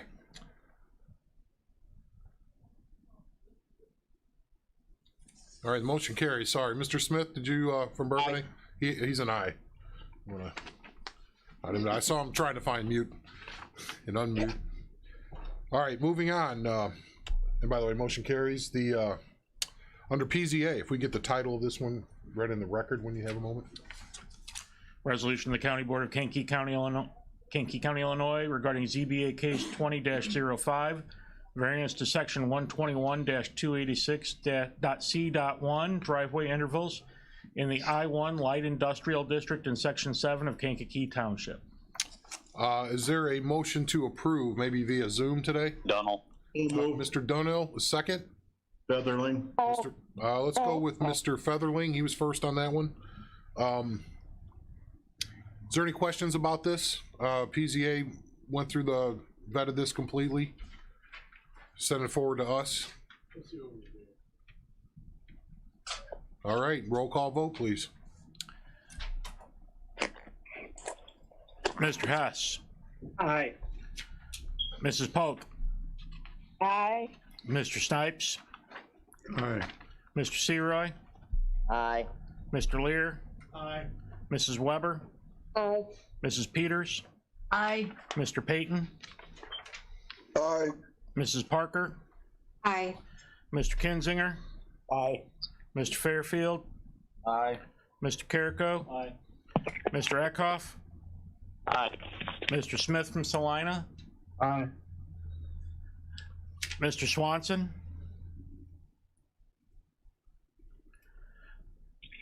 Mr. Featherling. Aye. Mr. Dunhill. Aye. Mr. Miller. Aye. Mr. Long. Aye. Mr. Kirkstra. Aye. Mr. Hunter. Aye. Ms. Bryan. Aye. Mr. Collins. Aye. Ms. Hudson. Aye. Mr. Smith from Bourbonnais. Aye. Mr. Wheeler. Aye. Motion carries. Under finance, if we could get that title in the record, please. Resolution of the County Board of Kankakee County, Illinois regarding amendments to the combined annual budget and appropriation for Kankakee County, Illinois 2019-2020 fiscal year. Is there a motion? Mr. Lear with the motion. Is there a second? Aye. Ms. Polk, a second to approve. Any questions about any of these special fund budget amendments? Roll call vote, please. Mr. Hess. Aye. Mrs. Polk. Aye. Mr. Snipes. Aye. Mr. Seroy. Aye. Mr. Lear. Aye. Mrs. Weber. Aye. Mrs. Peters. Aye. Mr. Payton. Aye. Mrs. Parker. Aye. Mr. Kinzinger. Mr. Kinzinger. Aye. Aye. Mr. Fairfield. Aye. Mr. Carrico. Aye. Mr. Eckhoff. Aye. Mr. Smith from Salina. Aye. Mr. Swanson. Aye. Mr. Featherling. Aye. Mr. Dunhill. Aye. Mr. Miller, Aye. Mr. Long, Aye. Mr. Kirkstra, Aye. Mr. Hunter, Ms. Bryan, Aye. Mr. Collins, Aye. Ms. Hudson, Aye. Mr. Smith from Bourbonnais, Aye. Mr. Wheeler. Aye. Motion carries. Moving on to 161, if we can get that title in the record, please. Resolution of the County Board of Kankakee County, Illinois regarding the authorization to hire the accounting firm of Smith, Kelling, Dykstra, and Ohm, P.C. to audit fiscal year 2020 annual financial statements. Is there a motion from So moved. Mr. Hunter with a motion? A second, was that Ms. Parker? That was Ms. Parker. All right, thank you for that. Any discussion, any comments? Now we'll move forward with roll call. Mr. Snipes? I know that we generally use this accounting firm. The only issue I have we ever bidded it out? And if we have, this is what comes back? We haven't bid it in a while. We were going to bid it this past year, but with COVID, we didn't get a chance to bid it out. And with all of the other things that were going on, it is our explicit intent this year is to prepare the bid package for a one-year bid during the fall of this year, now that we're out of this. So we should check about every 5 or 6 years. It hadn't been done in a while. So we didn't get to it this year. You may remember that we were going to also establish a bid process around when the accounting moved to the auditor's office, but he did not accept the accounting, so we didn't bid it out at that point. And then COVID happened and it all got away from us. So we will be checking again at the end of this year. That's our intent. Okay. Yeah, and we do spot check, and they didn't raise their price from last year. We did bid it out before, so we know it's ballpark where it should be. But you should do it about every 5 or 6 years. It's a best practice. Any other questions? Roll call vote, please. Mr. Hess. Aye. Mrs. Polk. Aye. Mr. Snipes. Aye. Mr. Seroy. Aye. Mr. Lear. Aye. Mrs. Weber. Aye. Mrs. Peters. Aye. Mr. Payton. Aye. Mrs. Parker. Aye. Mr. Kinzinger. Aye. Mr. Fairfield. Aye. Mr. Carrico. Aye. Mr. Eckhoff. Aye. Mr. Smith from Salina. Aye. Mr. Swanson. Aye. Mr. Featherling. Aye. Mr. Dunhill. Aye. Mr. Miller. Aye. Mr. Long. Aye. Mr. Kirkstra. Aye. Mr. Hunter. Ms. Bryan. Aye. Mr. Collins. Aye. Ms. Hudson. Aye. Mr. Smith from Bourbonnais. Aye. Mr. Wheeler. Aye. Motion carries. Alrighty, moving on to Executive Committee, 162. We can get that title in the record, please. Resolution of the County Board of Kankakee County, Illinois regarding authorizing the county board chairman to sign an intergovernmental agreement for animal control services with the village of Bourbonnais. Is there a motion on that, Ms. Weber or Ms. Parker? I so move. Ms. Parker? Second. Ms. Weber, I know you've had something to do with that. Would you like to second this by any chance?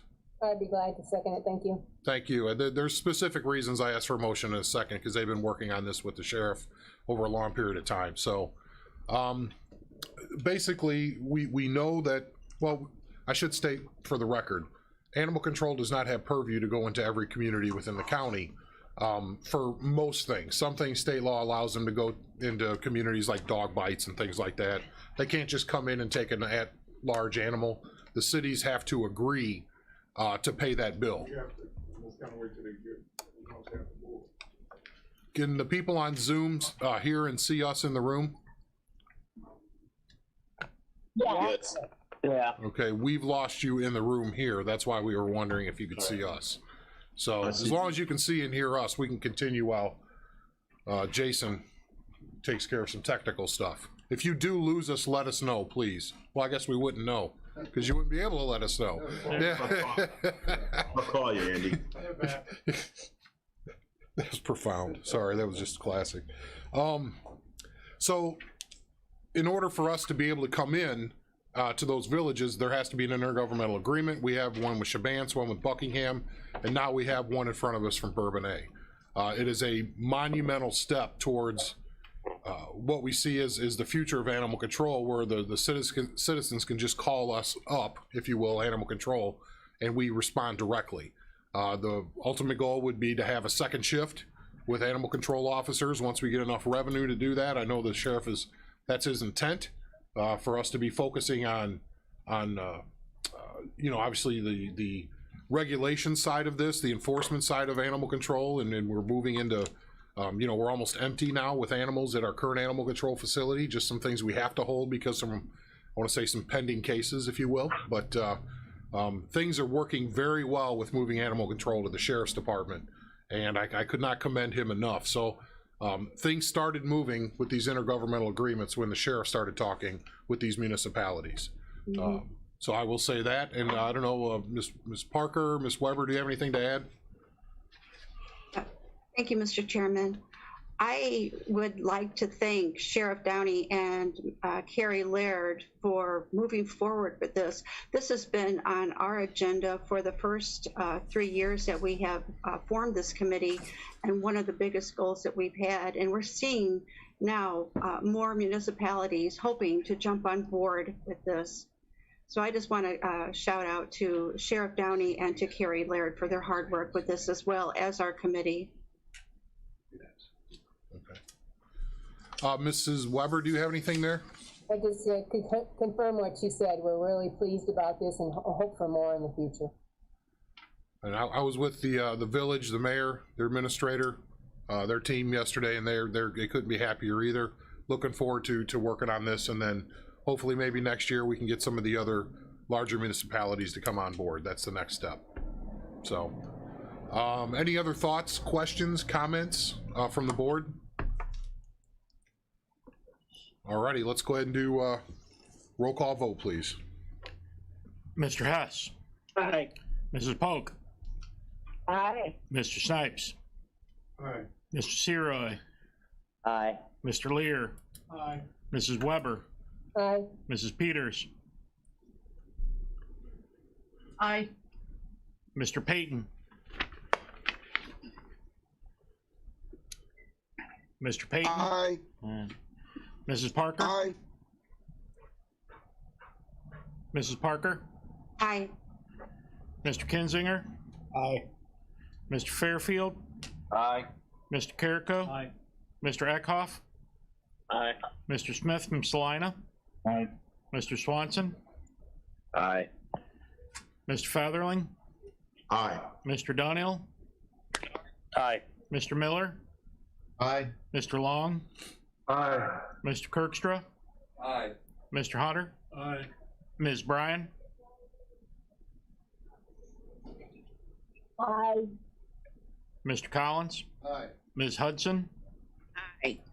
Mr. Smith from Bourbonnais. Aye. Mr. Wheeler. Aye. So the motion carries. My thanks to obviously the sheriff and the village for getting us to this point. We'll move on to the next one.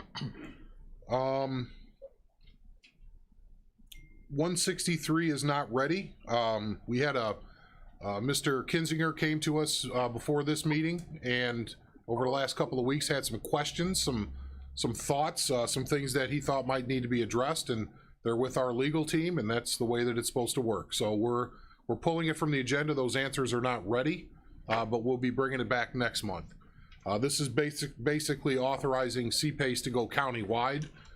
We've already chosen the partner who we'd work with, the lender, and it's not really who we'd work with. It would be who the customers of that lender would work with primarily. But just for explanation, so maybe we don't have to do it the next time. CPACE allows somebody to create their kind of like their own special taxing district just on their property, their commercial property, and then for the energy upgrades, whether it's new windows, roofing, geothermal, solar, whatever it is for their commercial endeavor. It's not residential, but then they take that amount of money that comes from a lender, and it's put on their tax bill over 20 years. So it's a very low cost incentive, and it helps reduce the amount of liquid capital an investor needs to be able to put into a project. So it's very good for housing redevelopments. It's good for, hotels, motels, things like that. So we'll get into the details next month, but just so we had everybody together, I thought I'd mention again what this is for. And if we pass it, then it can be anywhere in the county. And there's already people that are interested in this. So I apologize to them. We're not ready yet. Hopefully that doesn't mess up your program. I figure 1 month delay might not hurt you too bad, but we want to get it right to the satisfaction of board members. So with that being said, we're moving that from the agenda. Now we're on to the approval of the, go ahead and read that in the record, please, sir. Resolution of the County Board of Kankakee County, Illinois, authorizing the county board chairman or his designee to enter into intergovernmental agreements with the Kankakee River Metropolitan Agency, KARMA, and the Village of Manteno to conduct electronics recycling programs. Alrighty, so first, let me get a motion to approve here from somebody on Zoom, maybe? I make that motion. We'll go with Mr. Featherling first, Ms. Polk second. Ben, do you have a couple of slides to share just so people know exactly what we're talking about here? I do. It's a culmination of about a year and a half's worth of work. It started, quite a while ago. You sharing your screen? Kelly, you want me to share mine? She's doing it. All right. All right, so thank you for your time. I know it's always important, and thank you for some of the direction I got from Chairman Wheeler on this. We wanted to put a couple quick slides together, a little bit about where we are right now with what action you're taking, or hopefully taking with this authorization for the chairman to sign a couple intergovernmental agreements, and then what the next steps might look like. I think, we've talked about the program a little bit, but I think it's important to remember this is all about a single location that's convenient for our residents, that's safe for everybody, that's making sure the electronics are securely maintained. They're not just being dumped, it's being monitored. And we want that nice customer service piece on this. And as the existing partners in KARMA who maintain the system now transition out of collecting e-waste, we wanted to make sure through this program that Delbert and the chairman and Anita and Nancy and John and a lot of people have worked on, that we get a nice smooth transition where we have something that's not maintained by the local government units, but that all of us local government units can utilize. So we put together the RFP. We're in the process of putting together the agreement with the vendor, and part of that includes how do we pay for this. So we've authorized our portion within our budget, but the chairman and Dell and I have been out to the KARMA board meeting a couple times, spoken with the communities involved in that. Obviously, we've talked extensively with Mayor Nugent about this, and tried to hammer down how do we look at this program to make sure that if a resident has their ID on them, they show up to the facility, they show the ID, the information as to what's being collected gets scanned in, and it's very seamless for them. They drop it off and they're able to leave. And obviously some other benefits of utilizing an existing recycling partner for that. But what we're looking at right now is two agreements, one representing KARMA, so that's Aroma Park, Bourbonnais, Bradley, and Kankakee, and then a separate agreement representing Manteno. So these two intergovernmental agreements, because they're a little differently structured, you'll notice there's a survivability component in the KARMA agreement, and that was upon the chairman's insistence that if KARMA no longer exists as an entity, the members that make up KARMA will be responsible for maintaining it. So the main difference between those two agreements is that survivability. But through our third-party vendor, who Delbert's working with to secure the hauling, we are responsible for the collecting of these waste items. We're collecting computers, monitors, televisions, printers, digital audio devices, anything that's not appliances in that waste stream that wouldn't be typically collected. You show up to Belson's, you show them your ID, you drop the stuff off, and you go on your way. And this allows it to be a really streamlined system. So that's today's action. If you want to go to the next slide. The next piece of this, as we're in the language there, we're working on this is the passage of the IGA. We have to execute an agreement with Belson's from the county. So we're using the IGA to to identify our partners. We're then going to execute a service agreement with Belson. And then out of that, we're circulating to the communities below. There's quite a few communities out there, 21 total communities in the county. We want to make sure we hit everybody, give everybody an opportunity. But the kind of key takeaway of that is this is a per capita rate. So the chairman has requested that staff work on it this way, where each of the member jurisdictions are responsible for a certain dollar per capita per resident.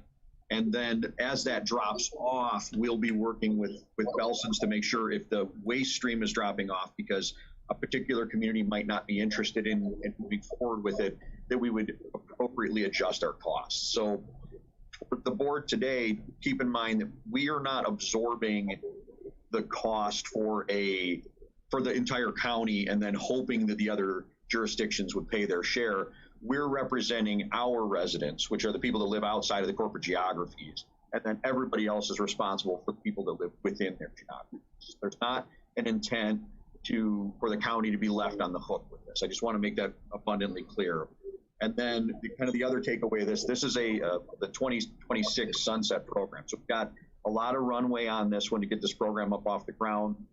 There's some efforts when we put the budget together to look at marketing this appropriately, getting the info out to people. I know Chairman Wheeler's talked a good bit about this with you. So we have a good opportunity to really get some traction there. And based on the way the SARA program is structured in the current Public Act, consumer electronics are not going away. This is the fastest growing waste stream that we're dealing with at the landfill level.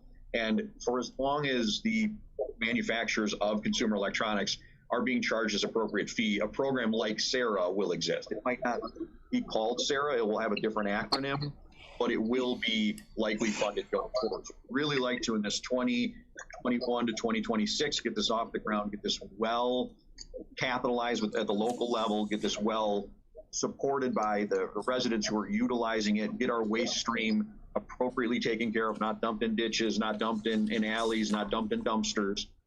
And so that way we can continue the program going forward. So kind of what we're looking at now is an intergovernmental agreement for a 2-year period with we'll call it a mutual opt-in for the remainder through 2026 and then beyond.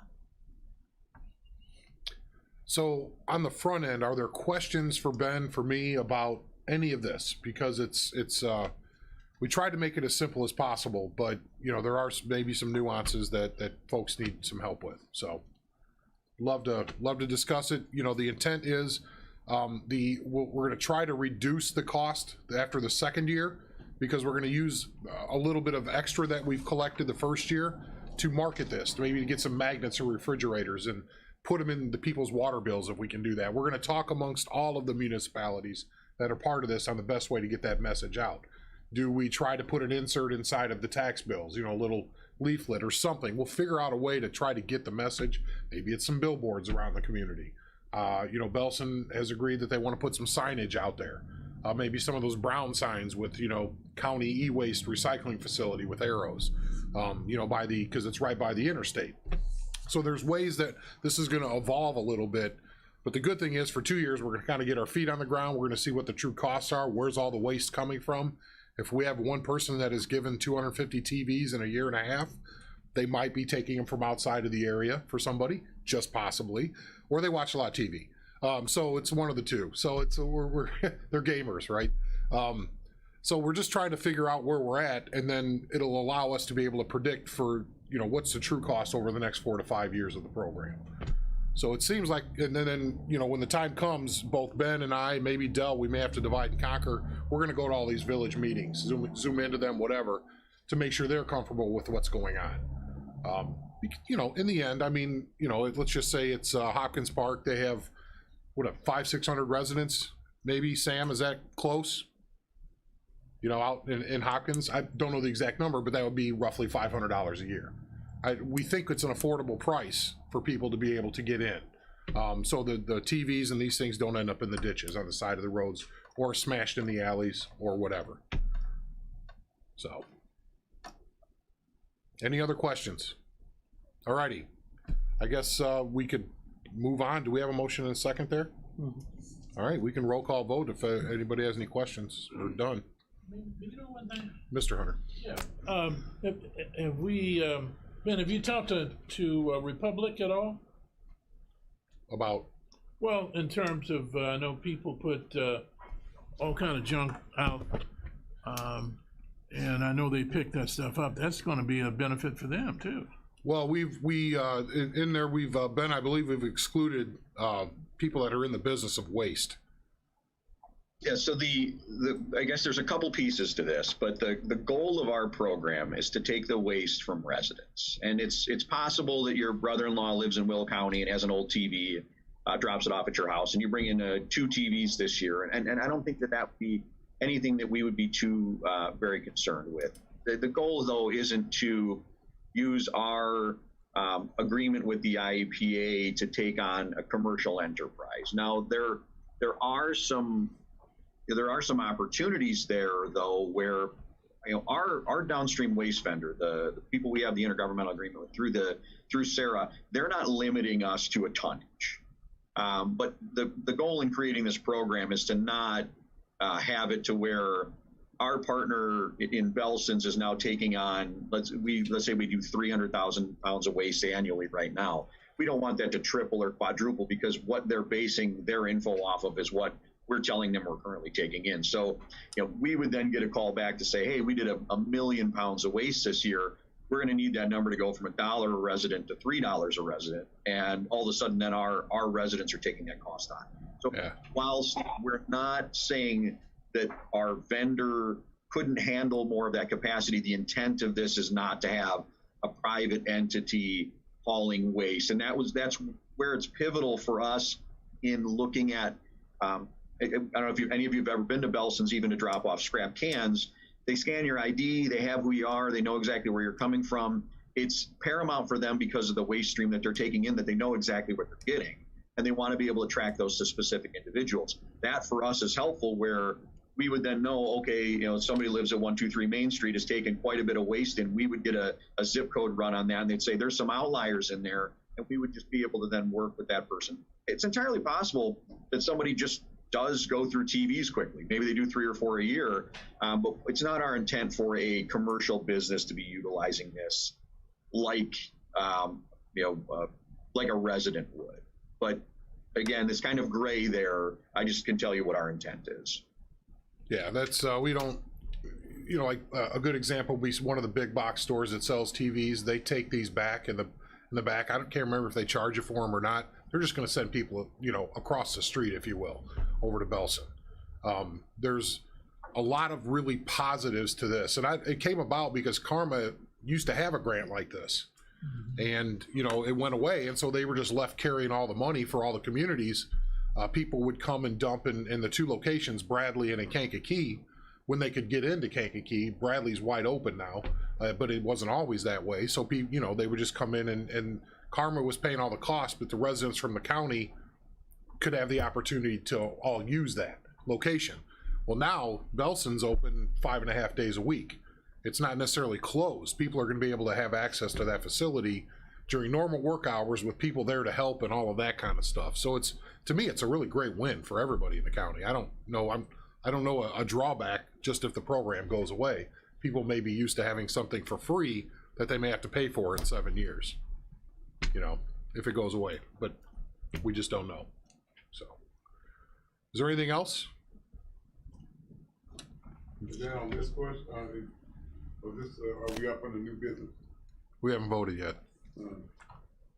Roll call vote, please. Mr. Hess. Aye. Mrs. Polk. Aye. Mr. Snipes. Aye. Mr. Seroy. Mr. Seroy. Mr. Lear. Aye. Mrs. Weber. Aye. Mrs. Peters. Aye. Mr. Payton. Aye. Mrs. Parker. Aye. Mr. Kinzinger. Aye. Mr. Fairfield. Aye. Mr. Carrico. Aye. Mr. Eckhoff. Aye. Mr. Smith from Salina. Aye. Mr. Swanson. Mr. Swanson? Mr. Featherling? Aye. Mr. Dunhill? Aye. Mr. Miller? Aye. Mr. Long? Aye. Mr. Kirkstra? Aye. Mr. Hunter? Aye. Ms. Bryan? Aye. Mr. Collins? Aye. Ms. Hudson? Aye. Mr. Smith from Bourbonnais? Aye. Mr. Wheeler? Aye. So the motion carries. I have some openings here. If you'd like. Please, All dulcet right. tones. Yeah.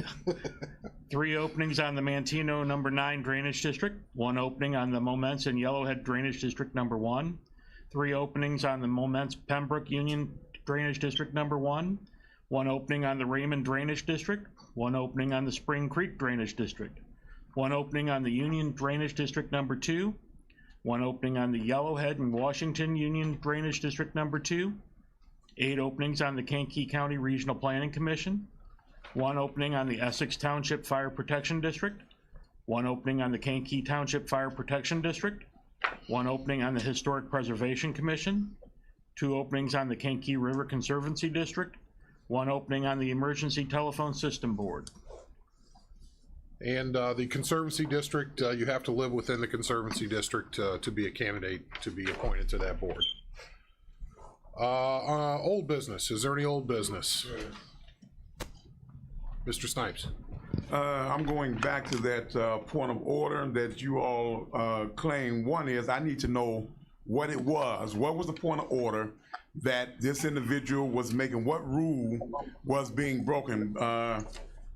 As I was speaking, I was recognized by the chair, by county rules, and also by the Robert Rules of Order. When I am speaking and have the floor, whether you agree or disagree with what I'm saying, I still have the floor. So if there's a specific rule that's being broken, it would have to be germane to whatever it is that I was supposed to be doing wrong. So I need to basically first find out your rule, and then I'm going to ask Nancy to not somebody just reading off a piece of paper, because that's just like going into before a judge and saying, hey judge, this is the law, not knowing that these there are other things that are harmonious when you're bringing that before anyone in the court. Same thing applies to Robert. What was the rule that he cited? Because it should be in the record. So what is the rule that he cited? Because your same Robert Rules of Order says you must cite the rule that's being violated, and then it must be in the record. So what was the rule that he stated? Because I didn't hear a rule. I heard him saying something, but I didn't hear no rule. And then I heard the chairman says that I rule it out of order when he says no specific rule. So what was the rule that you ruled out of order that he basically stated under the Robert Rules of Order? Is there any other old business? Any new business come before the board? Alrighty, is there a motion to new business, Mr. Hunter? Yeah, County Board member Pat Polk, could you articulate the Martin Luther King activities next Sunday and Monday?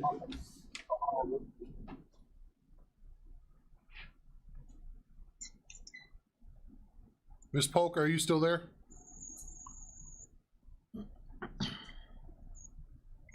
Ms. Polk? How about we do this? I can email it to the board. Does that work? Yeah, there's activities. Reverend Bartlett is speaking next Monday, I think at 10 o'clock at Bartlett's Church over at Zion Gate at 10 a.m. And there's some kind of activity Sunday as well, too. Second Baptist, they're honoring Orver Davis and Mark Ingram with the Credit Sky King Award. Yeah, okay. And that's all, I believe, going to be all online, like a Zoom type thing? It's not in person? It's all digital? There's limited in terms of attendance, but, you know, they have a balcony and they have downstairs as well, too, so it shouldn't be a problem. If you want to come, I'm sure there's got to be some county representation there. All right. Any other new business? Is there a Mr. motion? Chairman, I'd make a motion to adjourn. Mr. Hess Peter, with second. Ms. Peters jumped in before you, Larry, with the second. All those in favor say aye. Aye. Aye. If you say no, same sign. We can stay if you want to.